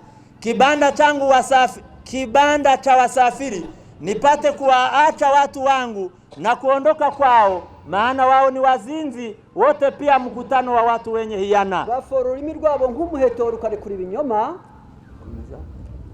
bagumirije gukomera mu gihugu ariko si ukuri kubakomeje kuko bava mu cyaha bakajya mu kindi kandi ntibanzi ni kuwiteka avuga. Huupinda ulimi wao kana kwamba ni upinde ili kusema uongo, nao wamepata nguvu katika nchi lakini si katika uaminifu. Maana uendelea toka ubaya hata ubaya, wala hawamjui mimi, asema Bwana. Umuntu wese muri mwe ajayirinda umuturanyi we. Jihadharini kila mtu jirani yake, kandi ntimukiringire uwo muvindimwe, wala msimtumainie ndugu awaye yote, kuko abavandimwe bazahemukirana rwose. Maana kila ndugu atachongea kandi umuturanyi wese azayasebanya, na kila jirani atakwenda huko na huko kwa kusingizia. Ico nico cyitwa imperuka. Hiyo ndio inayoitwa mwisho. Reka mbabaze rero, Anataka kuwauliza, mbese yageze iwanyu, hata kwenu mwisho umefika? mwabonye aho abaturanyi bahemukirana? Mumewaona majirani wakiwa wanatendeana hiana? Mwabonye abaturanyi basebanya? Mumewaona majirani ambao wanasengenyana? Mwabonye aho umuntu ahunga mwene nyina? Mumewaona majirani ambapo mtu anamkimbia ndugu yake? Mwabonye aho ahungishwa nawe? Mumeona mtu akikimbia kwa sababu ya ndugu? Mwigeze mwumva aho yicwa nawe? Mumesikia sehemu ambapo mtu aliuawa na ndugu yake? Ibyo ni imperuka. Hayo ndiyo mwisho. Hakeneye ubutumwa bwiza mwanyu. Kunahitaji habari njema au injili kwenu, mubo muvukana, ndani ya wale ambao mlizaliwa pamoja, aho mutuye, pale mnapokaa, no mu gihugu kimurimo, hata katika nchi mnamoishi. Ubutumwa bwiza ni bwiza. Habari njema ni nzuri. Kubera iki? Kwa nini? Zefania 3:9. Kitabu cha Zefania sura ya 3 mstari wa 9. Abantu nibakira ubutumwa bwiza, watu watakapopokea injili. Muri Zefania, katika kitabu cha Zefania atubwira amagambo meza, tunaambiwa maneno mazuri. Haravuze hagira hati, imeandikwa kwamba murongo 3:9, sura ya 3 fungu la 9. ubwo niho nzahamo ku rurimi rutunganye, ndio kugira ngo bose babone kwambariza mu izina ry'Uwiteka no kumukorera bahuje inama. Maana hapo ndipo nitakapowarudishia mataifa lugha iliyo safi, wapate kuliitia jina la Bwana, wamtumikie kwa nia moja. Mwumve neza. Hapa sikilizeni vizuri.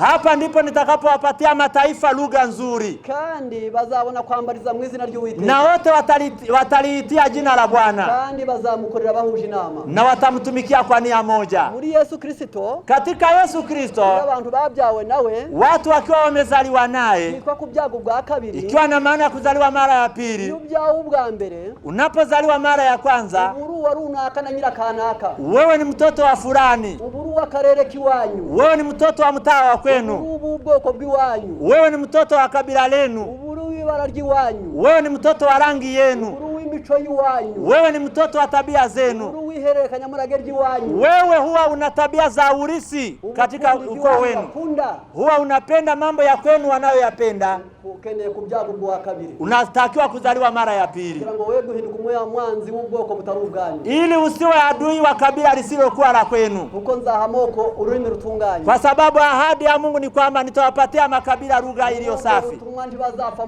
Katika ujumbe huo hawatakuwa na itirafu kwa sababu ya ukabila. Haitatokea migogoro kwa ajili ya mipaka ya nchi. Hawatakuwa na migogoro inayotokana na rangi zao. Hawatakuwa na migogoro inayotokana na kupishana katika hadhi au katika vyeo na utajiri. Kila mmoja tunamuomba angalie vidole vyake. Je, vinalingana urefu? Kuna kidole kingine ambacho kimemalizia kingine? Je, vina wivu? Kimoja kina wivu zidi ya kingine?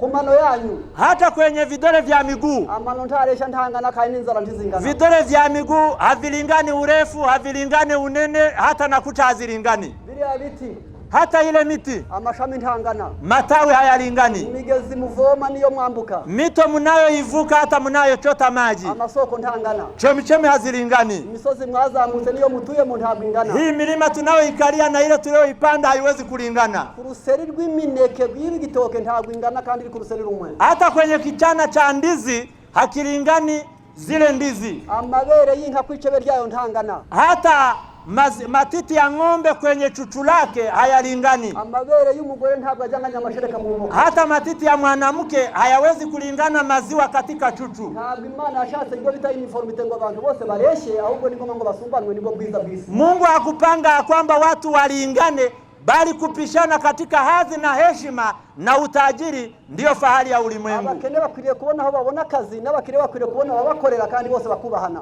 Maskini wanapaswa kupata sehemu ya kufanya kazi, na matajiri wapate watendakazi wa kuhudumu kwao, na wote waheshimiane. Ndilo lengo la Mungu. Ichoro no Mungu gutanga itaranto kwayo. Na Mungu alipotoa talanta, Mathayo 25:14, katika Mathayo sura ya 25 fungu la ngapi? La 14 imeandikwa kwa kusema mwingine akapewa talanta 5, mwingine akapewa 2, mwingine akapewa 1. Kuwa na umuhimu duniani watu hawawezi kulingana.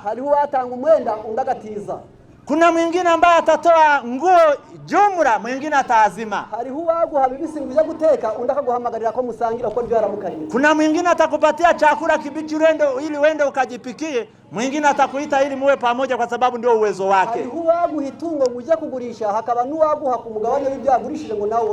Mwingine anaweza akakuwa mfugo ili uchukue wote, mwingine atakupatia sehemu ya ile aliyouza. Akamaro k'umuntu ntabwo kwisi kangana. Umuhimu na manufaa ya mtu duniani hayawezi kulingana. Ndiyo mpamvu abantu bakiri ubutumwa bwiza, ndiyo maana watu waliopokea habari njema au injili ntibapfa imigabane y'isi, hawawezi kufarakana kwa sababu ya bara za dunia, ntabwo bapfa amoko, hawawezi kufarakana kwa sababu ya ukabila, ntabwo bapfa ubukire, hawawezi kufarakana kwa sababu ya utajiri, ntabwo bapfa icyubahiro, hawawezi kufarakana kwa sababu ya heshima, ahubwo umuntu wese yanyurwa n'Imana yashatse kwa, bali kila mmoja atarizika kwa lile Mungu alilokusudia awe.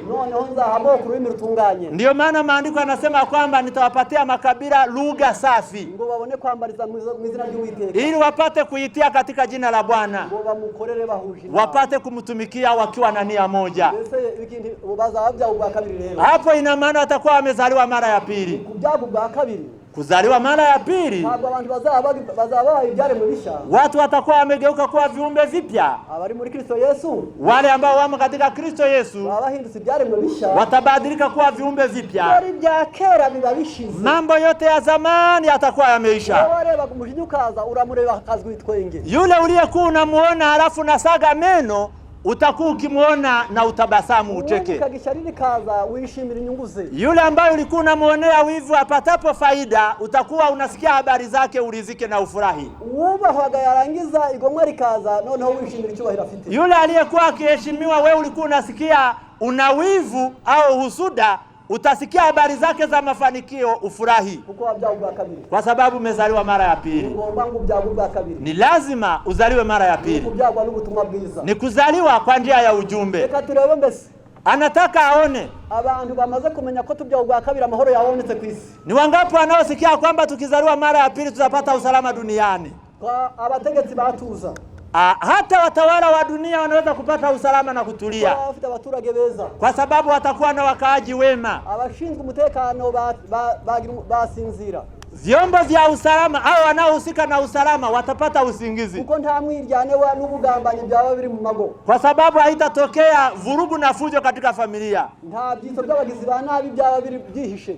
Hakuna watu ambao ni kama vile wapelelezi ambao watakuwa wakijificha miongoni mwa wananchi. Ababyeyi basaza neza, wazazi watazeeka vizuri, kuko bataguzwa amahoro nabo babyaye, kwa sababu watakosa amani kwa ajili ya watoto wao. Gukomera kumuvandimwe, yani kuimarika au kupata uwezo kwa ndugu mmoja, amahirwe yabo bavukana, itakuwa ni bahati kwa wao wanaozaliwa pamoja naye. Niyo mpamvu kubyago bwa kabiri amahirwe y'isi. Ndiyo maana kuzaliwa mara ya pili ni bahati ya dunia.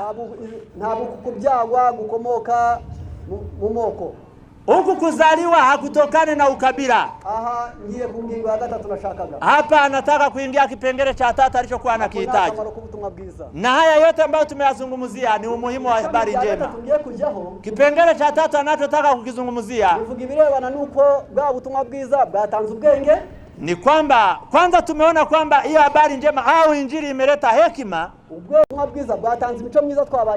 Ni kwamba habari njema imeleta tabia nzuri kiasi cha kutufanya tuishi kwa amani.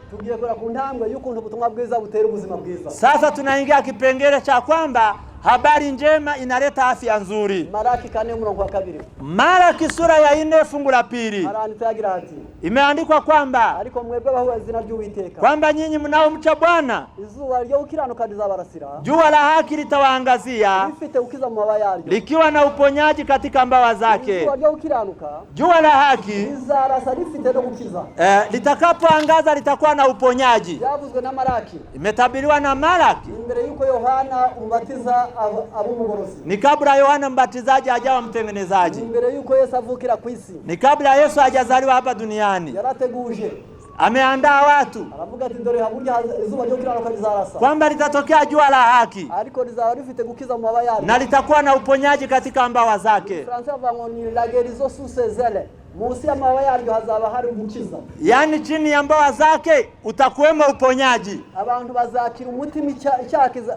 Umutima uzakira icyaha. Ni kwamba moyo utapona dhambi kubw'iryo zuba. Kwa sababu ya jua hilo ambalo ni Kristo. Umubiri uzakira indwara. Na mwili utapona magonjwa kubw'iryo zuba. Kwa sababu ya jua hilo. Ntabwo ari gitangaza. Si ajabu. Niko byahanuwe. Ndivyo ilivyotabiriwa. Muzabisanga ari indwara wakizwa no kwizera. Yapo magonjwa ambayo utayapona kwa njia ya imani. Ari indwara wakizwa no kwiyuhagira. Kuna magonjwa ambayo utayapona kwa ajili ya kunawa, akuoga. Ari indwara wakizwa n'ingeso nziza. Kuna magonjwa ambayo utayapona kwa njia ya tabia nzuri. Ari indwara wakizwa no kugira neza. Kuna magonjwa ambayo utayapona kwa ajili ya kuwatendea wengine mema. Ari wakizwa no kwifuriza abandi byiza. Kuna magonjwa utakayoyapona kwa ajili ya kuwatakia wengine mema. Ari wakizwa no kurya neza. Kuna magonjwa utakayoyapona kwa njia ya kula vizuri. Ari wakizwa no kurya ku gihe.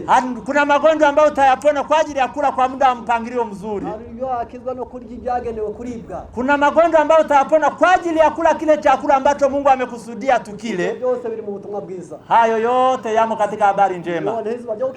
Ndiyo maana jua la haki litaangaza likiwa na uponyaji ndani ya mbawa zake. Zaburi 103 kuanzia fungu la kwanza mpaka lile la 3 imeandikwa kwamba moyo wangu kamsifu Mungu, vyote vilivyomo ndani yangu mukalishukuru jina lake takatifu. Anaomba hapa moyo na usikivu mzuri. Nafsi yangu kamshukuru Mungu. Hiyo ni nafsi. Ndani yake huwa mna hekima, huwa kuna utashi au hiari, huwa kuna yani kudhamiria, kuamua. Ndani ya moyo shukrani kwa Mungu inapatikana. Ndani ya nafsi ndipo mtu anahifadhi neno la Mungu. Ndani ya moyo ndipo mtu anaweka hekima. Imani hukaa ndani ya moyo. Noneho mu mutima harakomeye. Kumbe ndani ya nafsi au moyoni ni sehemu muhimu sana. Noneho mutima wanje himbaza Uwiteka. Ndio maana maandiko yanasema kwamba nafsi yangu kamshukuru Mungu. Nawe mugore muraha. Mama na baba mlioko hapa. Ufite byinshi wahimbariza Imana yaba aruzi ubutumwa bwiza. Yapo mengi yanaweza kufanya mshukuru Mungu kama utajua ujumbe. Impagarike yawe Imana yaguhaye. Hiyo nafsi yako Mungu aliyokupa igizwe na magufa ambayo imeundwa na mifupa 206 ikagirwa n'imihore, alafu ina nyama, ikagirwa n'ibyo biti binyita, alafu muna nyama pia minofu. Noneho yarangiza bikagira imitsi ijana amaraso niyagarura, alafu ndani yake muna mishipa inayopeleka damu na ile inayoirejesha kuirudisha. Imitsi yumva ndani yake ikiwa kuna mishipa ya fahamu, akabamwe imvubura zibereyeho gukoresha umubiri wawe utabizi. Alafu ndani yake muna viungo vingine ambavyo vinafanya mwili ufanye kazi bila wewe kujua. Ibyo birahagije kumenya neza ibanga. Hayo yanatosha kukufanya kwamba ujue siri ya Mungu. Maze kumenya kwa rukuraremwe. Na kama utajua kwamba ndivyo ulivyoumbwa. Utaratanza mafaranga. Na huko haujatoa gharama yoyote. Birenge n'amaguru ntiwabyihaye. Miguu hata na vikanyagio haujajipatia wewe mwenyewe. Yawe gupanga haya abana pangiyo ntibaje baguseka ntabwo wabyihaye. Mapua yako kuwa yamewekwa sehemu ambapo ni sahihi kabisa ili watu wengine wasikucheke, wewe haujajipatia. Mwana munda mezi 9 yavuka ibyara amaraso bigahinduka amashereka ntabwo buhari. Pale mtoto anapokaa tumboni miezi 9 baada ya kuzaliwa ile damu inageuka kuwa maziwa ya kumnyonyesha, wewe hauhusiki. Mwana gukura kazakuruhura ntabwo bihari. Mtoto kukua kiasi cha kukusaidia kazi, wewe hauwezi kuhusika kwa yani wewe hauhusiki kumkuza. Uryuka ryoherwa mu kanwa ntabwo washize mu rurimi. Kwamba kula na kupata utamu wa chakula, raza kuisikia vizuri, wewe haukuhusika. Muhogo bijana mu gifu ntabwo wari uhari Imana upanga. Ili koromeo ambalo linakusaidia hata kumeza chakula mpaka tumboni, wewe haukuweka. Igifuko binoza kyahereza maramato ntabwo wari uhari. Mfuko wa chakula au estoma inapofanya kazi kwa ajili ya kufanikisha uyeyushaji au digestion, wewe hauhusiki. Amaravangura amazi n'ibyo kurya ibikwiriye kujya mu maraso n'ibikwiriye kumenywa hanze ntabwo waba wapanze.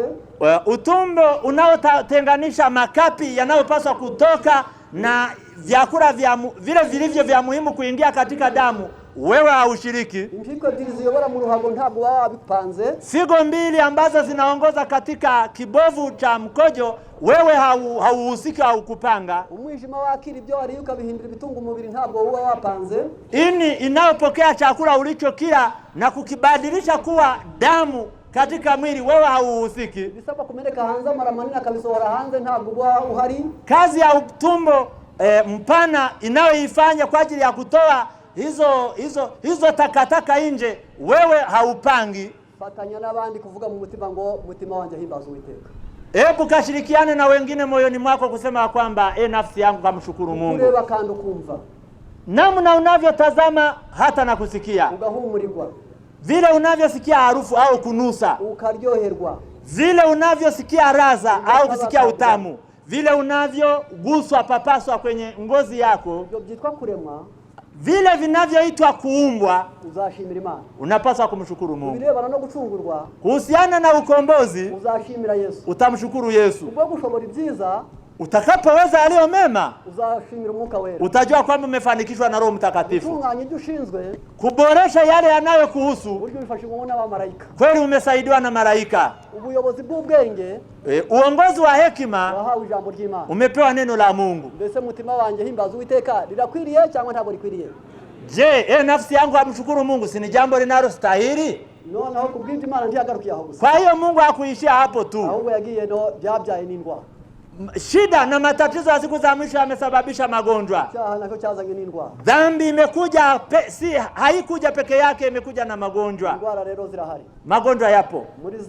Muri Yesaya igice cya mbere murongo wa 2-6. Katika Isaya sura ya kwanza fungu la 6. Murongo wa 5 ariwo mwitaho cyane. Muzingatie fungu la 5 na la 6. Abantu bararwaye uhereye mu goro bukirenge kugeza mu mutwe. Imeandikwa kwamba watu wanaumwa tangu nyayo za mguu mpaka kitosini au kichwani. Itegeka 28 murongo wa 15. Kumbukumbu la Torati 28 fungu la 15. Harimo indwara za moko yose. Hapo orodha ya magonjwa yote imeorozeshwa. Zaburi 107 murongo wa 17. Zaburi 107 fungu la 17. Abantu barwaye bitewe n'imirire yabo. Watu wanaumwa kwa sababu ya ulaji wao. Ariko murongo wa 19 bice gice 107 Zaburi. Lakini mstari wa 19 katika hicho kitabu cha Zaburi, bijya bituma begera amarembo y'urupfu. Hayo magonjwa yanawafanya watu kukaribia malango ya kuzimu. Bagatakira Uwiteka bari mu byago. Wanapomlilia Mungu wakiwa katika dhiki. Akabuza kwinjira mu mva zabo. Anawafanya wasiingie katika makaburi yao. Akohereza ijambo rye akabakiza indwara. Na Mungu analituma neno lake ili kuwaponya magonjwa. Zaburi 103 murongo wa 3. Zaburi 103 fungu la 3. Ni ubabarira ibyo wakiraniwe byose agakiza indwara zawe zose. Mungu ndiye anaye samehe maovu yetu yote na kuwaponya watu magonjwa yao. Niyo. Yani kusamehewa dhambi ni Mungu. Gukira indwara niyo. Hata kupata uponyaji unatoka kwa Mungu. Noneho bizatubyara ikindi duhimbaza Imana. Sasa itatusaidia nini kama tukimshukuru Mungu? Ntabwo tuzabyina. Hatutacheza. Kuko mu ijuru ntibabyina. Kwa sababu mbingu hawachezi. Inezeza Imana. Yale yanayomfanya Mungu afurahi. Mbese usanze umuntu ari kugonga. Ukimkuta mtu akiwa analia, yani akiugua, ukamubyiniriza iwanyu, alafu umuchezee michezo ya kwenu, yakwishima, atafurahi. Ariko umukijije yakwishima. Lakini ukimponya atafurahi. Usanza ashonje, ukimkuta ana njaa, ukamubyiniriza iwanyu, unaanza kumchezea michezo ya kwenu, mbese yakwishima. Je, atafurahi? Ariko umuha ibyo kurya yakwishima. Lakini ukimpatia chakula atafurahi. Guhimbaza Imana, kumtukuza Mungu, gukora ibyo ishaka, ni kuyatenda yaliyo mapenzi yake. Ishaka kubyina ntibirimo. Miongoni mwa mapenzi yake si michezo. Gutega amaboko ntabwo birimo. Yani kuinua mikono kama vile Wanyarwanda wanavyocheza haimo. Gucheza ntibirimo. Kukata kiuno haimo katika mapenzi ya Mungu. Ya ntibirimo. Hata ile ya kuyumba yumba katika michezo ya makabila mengine haimo.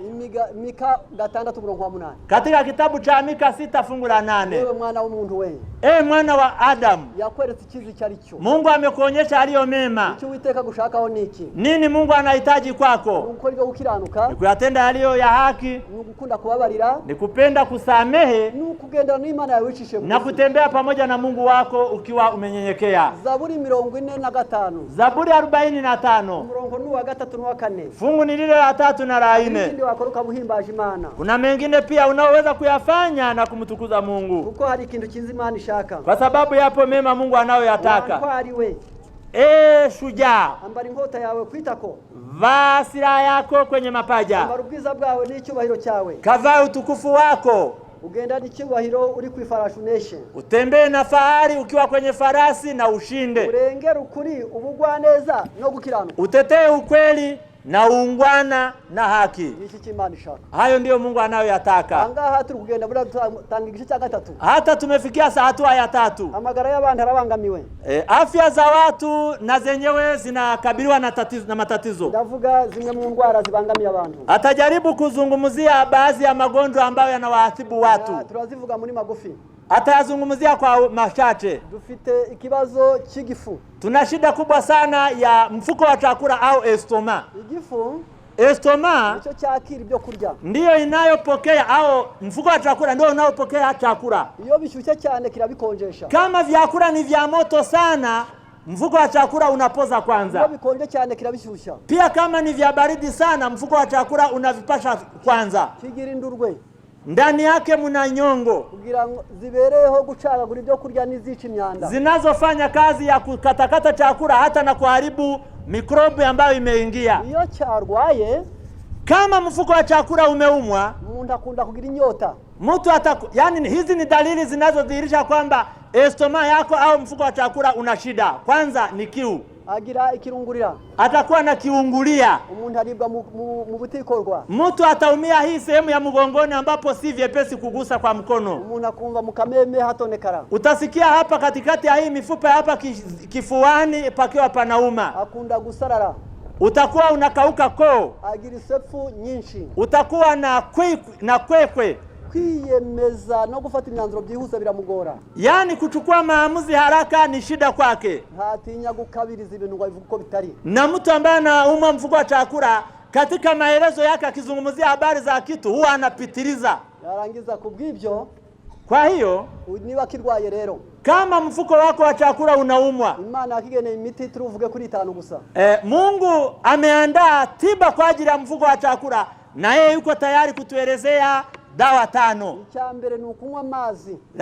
Dawa ya kwanza ni kutumia maji, kunywa maji. Ukayanywa mbere yo kurya. Unakunywa maji kabla ya chakula. Mvuga ngo utarage hasigaye nk'iminota 30 cyangwa 45. Dakika 45, 30 mpaka 45 kabla ya chakula kunywa maji. Ukabirya ukayanywa atari ukwiyemera, ukayanywa nkuko woza amasahani wawe. Unywe maji si kwa ajili ya kiburi, bali unywe maji kama vile unavyoosha sahani kwako. Kugira ngo nibura urireho byoze. Ili huwa unasafisha masahani ili upate chakula kukilia sehemu safi. Abantu bamenyere kunywa mazi.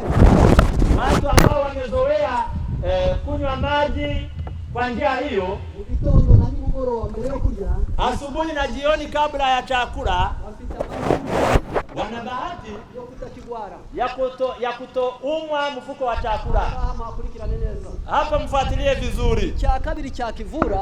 Jambo la pili linaloweza kuitibu, umuntu yagenewe kurya kabiri ku munsi. Mtu Mungu amempangia kula mara 2 kwa siku. Mu gitondo akarya hakiri kare. Asubuhi unakula ikiwa bado mapema. Nimugoroba ukarya hakiri kare. Jioni unakula ikiwa bado mapema, sio usiku. Mu gitondo ukarya byinshi. Asubuhi unakula chakula kingi, kandi nimugoroba ukarya bike. Jioni unakula chakula kichache au kidogo. Ukareka igifu kigakora amasaha 4 nta kindi urashiramo. Unaruhusu mfuko wa chakula au estoma yako ifanye kazi kipindi cha masaa 4 bila kuweka kitu kingine. Mu buryo bwa ubaze kurya mu gitondo cyamara kunoza kikaruhuka amasaha 2 nta kindi kirajamo. Baada ya chakula cha asubuhi, hayo masaa 4 ya uyoshaji yakiisha, unachukua masaa mengine 2 ya kupumzisha mfuko wa chakula au estoma. Ukeneye kurya kabiri ku munsi no kuruhuka kabiri ku munsi. Mfuko wa chakula unahitaji pumziko la mara 2 kwa siku na kula mara 2 kwa siku. Kandi kikoga kabiri ku munsi. Pia mfuko wa chakula unapaswa kuoshwa mara 2 kwa siku. Mbese hirya yo kurya ubugomba kumenya ko ugomba koza. Na maana baada ya chakula na kupumzika unatakiwa kujua ya kwamba lazima kioshwe. Ibi wabigira kamenyero ya kwibuka igifu cyakize nta miti yanyoye. Kama haya unaweza kuyakubali uyafanye mazoea yako, utashtuka mfuko wa chakula umeshapona bila kutumia dawa nyingine. Umuti wa gatatu. Dawa ya 3. Noneho nukikivura cyagwa inzoka. Aha, nikupatia mfuko wa chakula dawa baada ya kuwa umeingiliwa na minyoo. Inzoka zikunda kwibasira igifu. Minyoo ambayo huwa inaharibu mfuko wa chakula au estoma. Ni inzoka ya amibe. Ni amiba. Ni inzoka ya ascaris. Ni ascaris. Ni inzoka ya ankylostom. Na minyoo ya aina hiyo. Noneho izi nzoka minyoo hiyo zishobora kuvugwa zitya. Inatibiwa kwa njia hii. Niba ari ankylostom. Kama niyo ankylostom, sisi kwa Kiingereza labda kama ni hivyo. Noneho ni karote ebyiri mu gitondo ubyutse. Utachukua karoti 2 kabla hujanywa maji alfajiri ile unapoamka. Uzabikora iminsi 7. Utakula hizo karoti 2 kipindi cha siku 7 mfululizo. Uzabuvuye ascaris. Utakuwa umetibu hiyo ascaris. Uzabuvuye ankylostom. Na hiyo ankylostom. Trichocephale. Na hiyo nyingine inzoka bita oxyle. Na hiyo minyoo inayoitwa oxyle. Ni tenia. Hata na hiyo nyingine inayoitwa tenia. Ubwo karote ntabwo ari ubutunzi bupfuye kwa kwisi ngo nawe umuhondo gusa. Ina maana karoti usione kwamba ni njano tu na kuishia hapo. Ahubwo ni umuti ukomeye w'inzoka. Bali ni dawa muhimu kwa ajili ya minyoo. Ni urukingo rukomeye rw'umwijima. Ni kinga muhimu kwa ajili ya ini. Ifite ibara lituma amaso areba neza. Hiyo rangi ya njano ya karoti inasaidia macho kuona vizuri. Ni urukingo rukomeye ku ndwara z'amagufa. Ni kinga au preventif kwa ajili ya magonjwa ya nini? Ya mifupa. Ahangaho muhumve neza kwa karoti ari nziza. Kwa hiyo ni vizuri kujua kwamba karoti ni kitu kizuri. Iramusiriwe kama utaitumia kwa kuila, byakingira ubuzima. Itakusaidia kuwa kinga kwa ajili ya mwili wako. Iriwe n'abaturage. Kama wakaaji watakula karoti, abahinzi bayo batera imbere. Maana yake wakulima wake watapata maendeleo. Byubahirijwe. Kama mambo haya yatatiiwa, abacuruzi bakunguka. Wafanya biashara watapata faida. Ngiki akamaro ko gukoresha imiti Imana yatanga. Hiyo ndio umuhimu wa kutumia dawa Mungu alizozitoa. Bila mutsi ari mbisi. Ni kuitumia ikiwa mbichi, tafadhali muelewe. Ntabwo igarukira aho gusa. Haishi hapo tu. Karoti ifite ikindi kiza gikomeye. Karoti ina umuhimu mwingine. Mu gitabo cyitwa Byamazukire, kitabu kinachoitwa kwamba kula halafu upone, cyitwa Manger et guérir.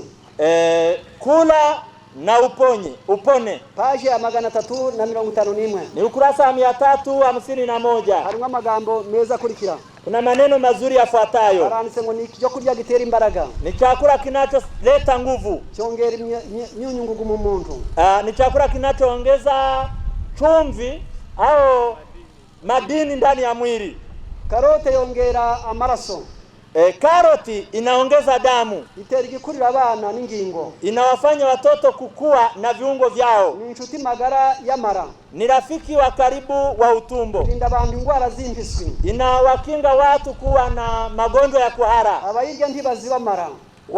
Wanaokula karoti hawezi kuziba utumbo. Ivura ibisebe byo mu mara. Karoti inatibu vidonda vya utumboni. Urukingo rwiza rw'igifu. Na ni kinga muhimu kwa ajili ya mfuko wa chakula au estoma. Yoza amaraso. Karoti inasafisha damu. Ituma gasabo kindugwe katazamo imisenyi. Inasaidia bandama kutokuwa na mchanga. Irinda indwara z'inkorora. Inasaidia magonjwa ya kikohozi. Itera kwihagarika neza. Inasaidia mtu kutoka mkojo vizuri, yani kujisaidia mkojo vizuri. Abakunda abatagira apetite yongera. Wale ambao hawana hamu ya chakula, karoti inawasaidia kuongeza hamu. Amaraso yongerera umuntu fere, ituma umuntu ahora keye. Madini ya chuma karoti inayaongeza. Kandi abonzi bongerera amashereka. Na wale wanaonyonyesha, karoti inasaidia kuongeza maziwa. Yongera itoto ku mubiri no mu maso. Inasaidia mtu kuwa na ngozi ambayo ni laini, ambayo ni ngozi nzuri isiyozeeka haraka haraka. Yongera abasirikari b'umubiri ngo bawurengere. Inaongeza maskari mwilini. Kandi ituma mu mara hakora neza ntihabe imyuka myinshi. Inasaidia katika utumbo kuepusha pumzi nyingi au hewa nyingi katika utumbo. Yica inzoka nyinshi. Inaua minyoo mingi. Abayimenyereye wale ambao wamezoea karoti yubwayo ni umuti ukomeye, yenyewe ni dawa muhimu wo kuvura kanseri y'ibihaha, inayotibu kansa ya mapafu, kanseri y'igifu, na kansa ya mfuko wa chakula, kanseri yo mu maraka, na kansa ya kwenye koo, kanseri y'uruhago, na kansa ya kibovu. akaba ari umuti mwiza cyane. Ni dawa nzuri sana. Rero ni ikiribwa kizi wanyu. Mnaona kwamba ni chakula kizuri kwetu, kubonsa n'abatwite, wale wanaonyonyesha na wale ambao wana ujauzito, kubitamba muga inshuke, ingimbi n'abangavu, kwa wale watoto wadogo, hata na wale ambao wameanza kukua, hata na wale ambao ni vijana, bashaje n'abarwayi, wazee, hata na wagonjwa. bizabakingira byinshi. Karoti itakuwa kinga kwa mambo mengi. Reka tureba abantu bari kumva noneho babonye mbese ubwiza bwayo nibara, ubwiza bwayo nakamaro. Je, uzuri wa karoti ni rangi au ni manufaa yake? Bila shaka ni manufaa. Mbese umugore uyihabe ni umugore muzima, Kwamba umugore uyigaburira. Mama ambaye anawahudumia watu wake kwa kuwapatia karoti huwa ni mama ambaye anajua kazi. Ntabwo uyu munsi twashatse kubihari. Siku ya leo hawezi kuyitumia masaa yote yeye binafsi. Ahubwo ubutumwa bwiza nico bumaze. Habari njema na muhimu huo buzaguha ubwenge. Habari njema itakusaidia kuwa na hekima, buzaguha imico myiza, itakusaidia kuwa na tabia nzuri, buzaguha ubuzima, itakusaidia kuwa na afya nzuri. Mbese ubutumwa bwiza ni inshuti ya buri wese ku isi cyangwa n'umwanzi we. Si mnaona kwamba injili ni rafiki kwa kila mtu? Reka tujyanirane ku musozo w'akagingo tuganiraho. Tunapoelekea mwisho wa somo letu, tunaomba tuwe pamoja. Ku musozo w'ibintu byose, mwisho wa mambo yote, harimo iki kintu gikurikira. Ndani yake mna jambo hili kandi nshaka ko muzirikana, analotaka mlizingatie. Mu gitabo cy'ibihamya umuzingo wacho wa mbere, katika kitabu cha Testimony gombo la kwanza, Kifaransa, ni kile kitabu cha Kifaransa, mu kigwa cy'urubanza, katika somo linalozungumzia hukumu. Mu Kifaransa ni page ya 600. Kwa Kifaransa ni ukurasa wa 600. Havuga ngo wabwakiri afite ibimenyetso bitandatu. Maandiko yanasema hapo kwamba aliyepokea ujumbe ana ishara au dalili 6. Agaragaza kwizera kuzima mu muryango we bwite. Imani yake itadhihirika katika familia yake. 2. Abera neza abaturanyi. Atakuwa mtu mwema kwa majirani. 3. Yita ku bakene. Atawajali wahitaji. 4. Agirira impuhwe abamerewe nabi. Ataonyesha huruma, hatakuwa na huruma kwa wale wenye shida. 5. Azagira umwete mwivuga butumwa. Atakuwa na bidii katika kuhubiri injili. 6. Ibyo bizakorera Imana ye. Mali yake ataitumia kwa kumtumikia Mungu. Imbere y'Imana, mbele za Mungu, azaba ahagaze ahantu hakomeye. Atakuwa amesimama nafasi nzuri. Azaba ahagaze ari umugisha. Atakuwa ni mbaraka. Abakurambere n'abantu zipaje 519 mu Gifaransa. Burudia. Abakurambere, kitabu cha Patriarche Prophet au PP, mukiwa kivango Samsoni, katika ile sura inayozungumzia habari za Samson, cha kindi kinini, kile kitabu kikubwa, page ya 549. Wanaosoma Kifaransa ni 549. Haratubwira hatya hati, maandiko yanasema hivi: iyo umuntu amaze kwakira ubutumwa bwo kwirinda, mtu anapopokea ujumbe wa kiasi, umuhamagara mazima, utamsaidia kuwa na afya nzuri, umuhimico myiza, utamsaidia kuwa na tabia nzuri, awingira kamaro, atakuwa mwenye umuhimu, abafite icyizere cy'ubugingo buhoraho, hata atakuwa na matumaini ya uzima wa milele. Mu rubanza tukumusozo w'ibihe, katika hukumu pale mwishoni mwa nyakati, Imana dore bizabaza abantu. Tazama mambo ambayo Mungu atawahoji watu. Kubashitsi baraha ngaha mu byumve neza. Enyi wageni mlioko hapa, sikilizeni vizuri. No kubasangwa, hata na wale ambao ni wenyeji wa injili, abari mu butumwa nabo burimo, wale ambao wamo katika ujumbe na wale ambao ujumbe wameufazi ndani ya mioyo yao, uko bose baba mu butumwa, kwa sababu wote tabaka hayo mawili yote huyo hayako katika ujumbe. ariko ikikiza umuntu ntabwo ari kububamo, ahubwo nuko bumubamo. Lakini kinachomponya mtu si kuwa katika ujumbe, bali ni ujumbe kuwa katika ndani ya moyo wako. Mambo ya Mungu hayana dini, nyirabyo ni ubiyoboye. Wewe ndio unaoyaongoza. Mungu ndiye anayeyaongoza. Kubwibyo asaba gukoresha uwashaka mu gihe ashaka n'icyo ashaka. Ndio maana Mungu atamtumia ampendaye kwa wakati wake na namna anavyotaka. Umusozo w'urubanza ntabwo Imana izabaza umuntu idini yavukagamo. Katika mwisho wa dahari, kipindi cha hukumu, Mungu hata kuuliza dhehebu lako kwamba lilikuwa lipi. Kama mvuko bizagenda. Sikilizeni itakavyokuwa. Keseki kuroho Kristo swani mede sonamuru. Abantu bose bizera Yesu ni bakore umuntu urukundo rwe. Hebu wote wanaomwamini Yesu wakaongozwa na upendo wake. Kese tamuru rezamene opyendera kuroha maze ugo rukundo rubazane ku birenge by'umusaraba. Hebu upendo huo warete kwenye miguu ya msalaba. Depuis de tout egoïsme maze ugo rukundo rubambure kwikunda kose. Na upendo huo waondolee kila aina ya ubinafsi. Erezinisa die ere ozotre maze ribunge ububunge n'Imana n'abagenzi babo. Hebu huo upendo ukawaunge na watu pia na Mungu. Lorsque le camp de chacun sera examiné, ubwo ibya buri wese bizasuzumwa. Wakati ambapo mambo ya kila mmoja atakaguliwa, le Seigneur ne demande la pente. Ntabwo Imana izakubaza iti. Bwana hata kuuliza kwamba ke profesetir ntabwo izakubaza ngo mbe wizeraga ibiki. Ulikuwa unaamini nini? Mekatiri fe ahubwo izakoza ngo mbe kwisi wakoze iki. Mungu atakuuliza baadaye kukuuliza uliamini nini, atakuuliza duniani ulitenda nini. Kabiri. 2. Itiranse monde wabaye ingirakamaro mu isi. Je, umekuwa na manufaa duniani? Natiri vekike puru imeme ntabwo wabayeho gusa wikubiyeho gusa. Je, haukuishi kwa ajili ya kujifaidi wewe mwenyewe? Watiri fait des œuvres de bienfaisance, mbese wakoze imirimo y'ubutabazi? Je, ulitenda matendo ya huruma? Des actes de bonté, wakoze ibikorwa by'ubugira neza? Matendo ya kusaidia? De charité, mbese wakorerwaga n'urukundo? Je, ulitenda matendo ya upendo? Ngibi byo tuzabazwa imbere y'Imana. Hayo ndiyo maswali tutakaoulizwa mbele za Mungu. Muri aya masaha y'aya manywa. Katika masaha haya ya mchana. Katureba abantu bashaka kuzasindira imbere y'Imana bitewe nuko bagize ubwenge. Tunaomba kuwaona watu ambao wanahitaji kushinda mbele za Mungu kwa kuwa wamepata hekima, babaingira kamaro, kwa kuwa wamekuwa watu wenye umuhimu na manufaa, bagize imico myiza, ambao walikuwa na tabia nzuri. Katuri abashaka kuzasoza batyo, wanaohitaji kuwa katika idadi hiyo. Rero bavandimwe, sasa ndugu zangu, iyo wabaga kule ulikoishi, wenda mu madini, huenda katika madhehebu cyangwa mu upagani, au katika upagani, cyangwa aho wari wihishe mu butumwa, au kule ambapo ulikuwa umejificha katika ujumbe lakini wewe bila kuimarika, uburimo butakurimo, ukiwa katika ujumbe lakini bila ujumbe kuwa ndani yako, ushaka ko uyu munsi ubamo. Mungu anataka leo ujumbe uwe ndani yako, bukubemo, na wewe katika ujumbe, ukuyobore, ujumbe ukuongoze, ugukoreshe, ukufanyishe, yani utende kazi zake, uheshe Imana icyubahiro, umutukuze Mungu, kandi ubera abandi ngirakamaro, na uwe mbaraka kwa watu wengine, nawe we kwigirira nabi, na wewe usijitendee vibaya. Katureba ari kumva ariyo ntego yabo mu buzima, tuone watu ambao wanaweza kuchukua maamuzi katika maisha yao. Ntabwo dutinda, hatutachelewa hapa. Niba uri kumva ariyo myanzuro, kama wewe unasikia hiyo ndio maamuzi yako, ubutumwa buheruka bushaka kwa aba bantu aribo baboneka,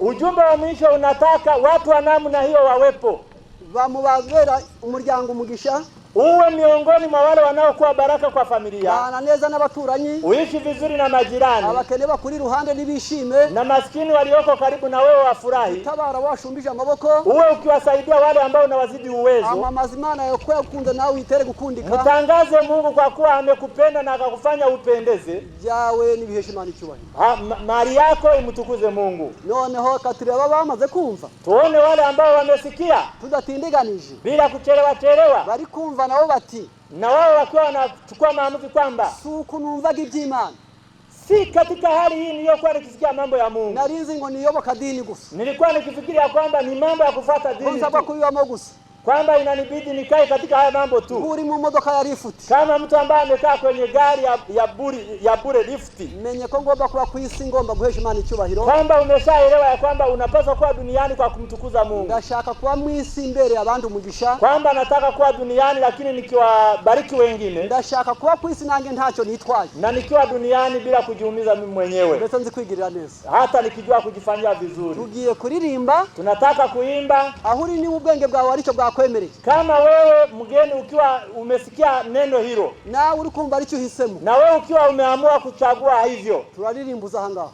tunaimba na wewe utapita uje hapa, atari ukuyoboka abagorozi, si kwamba utakuwa mfuasi wa watengenezaji, ugiye gufatanya nabo ngo muheshe Imana icyubahiro, bali kwa ukiamua kushirikiana nao ili kumtukuza Mungu.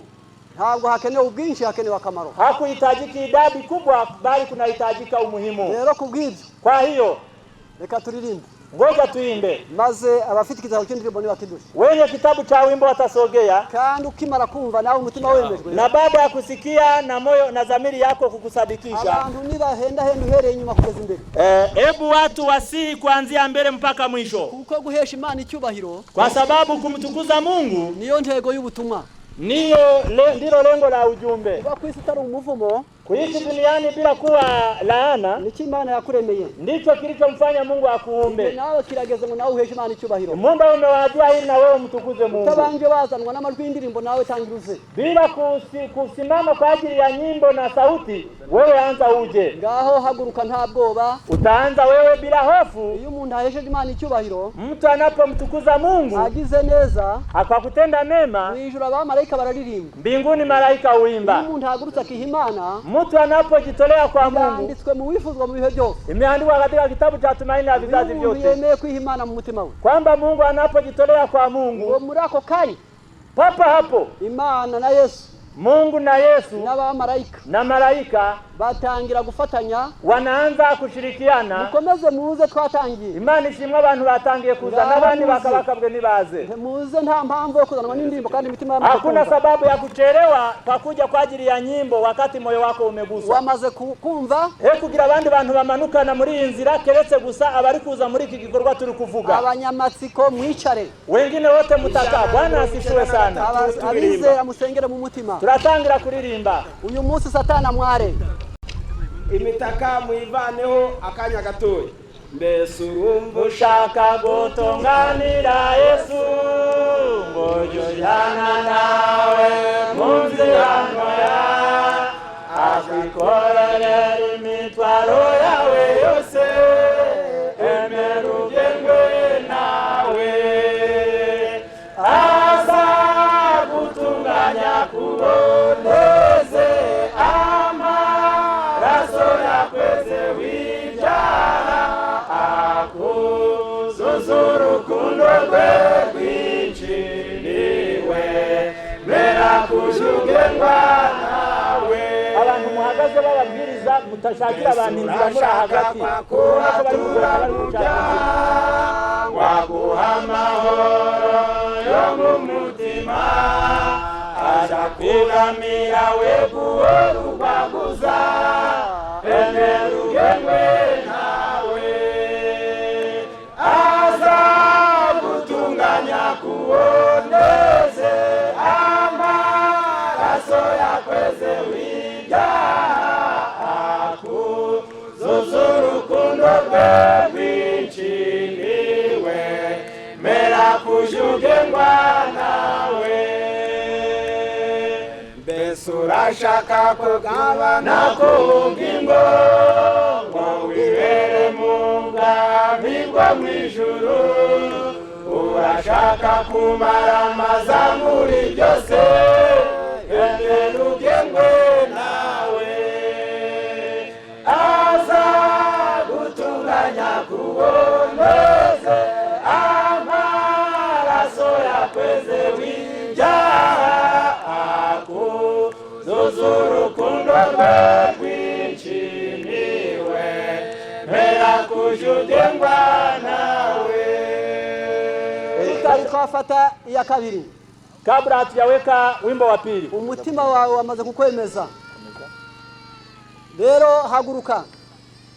Ubushake burahari, Imana irabishaka. Uyu munsi yitere kwishima no kuririmba. Yarakuremye nawe, iragushaka uyu munsi ngo uhagararire ibyayo n'ibyera ku isi. Ngaha akamaro kawe karakenewe muri aya masaha. Reka bahongere baduhinde indirimbo 196. Aya mahirwe muyakoreshe neza. Abantu b'Imana imitima yakabakabwe, mwe kwemerera Satani gukomeza kubicaza kandi umutima uri kuguhata guhaguruka. Nta kimwaro biteguhamye umwami wawe kumuhisemo, barangira ngo iki iyo dayimoni yongorera umuntu muyitsinde, ahubwo habe gufata umwanzuro mwiza kuko kuzajya mu ijuru ni inyungu zawe, usibye ko ari n'umunezero ku Mana. Reka turirimbe namwe muzi. Urashaka kunesha ibyaha, izera amaraso Bose muhaguruke aya mahirwe udasanzwe n'umugisha utakoze n'isoni aho uri hose uri kugwendahenda gerageza utambuke amaraso y'umukiza ari imbaraga mu maraso y'umwana w'intama ari imbaraga mu maraso ya Yesu mwana w'Imana turashaka gukira rwose mukomeze muze umwanya w'acyahari aya mahirwe ntiyongere ko gutambuka mwebwe bahagaze mu mirongo mujye mureba ruguru mugashakira akayira umusaraba akwejesha amaraso ye hari imbaraga mu maraso y'umwana w'intama hari imbaraga mu maraso ya Yesu mwana w'Imana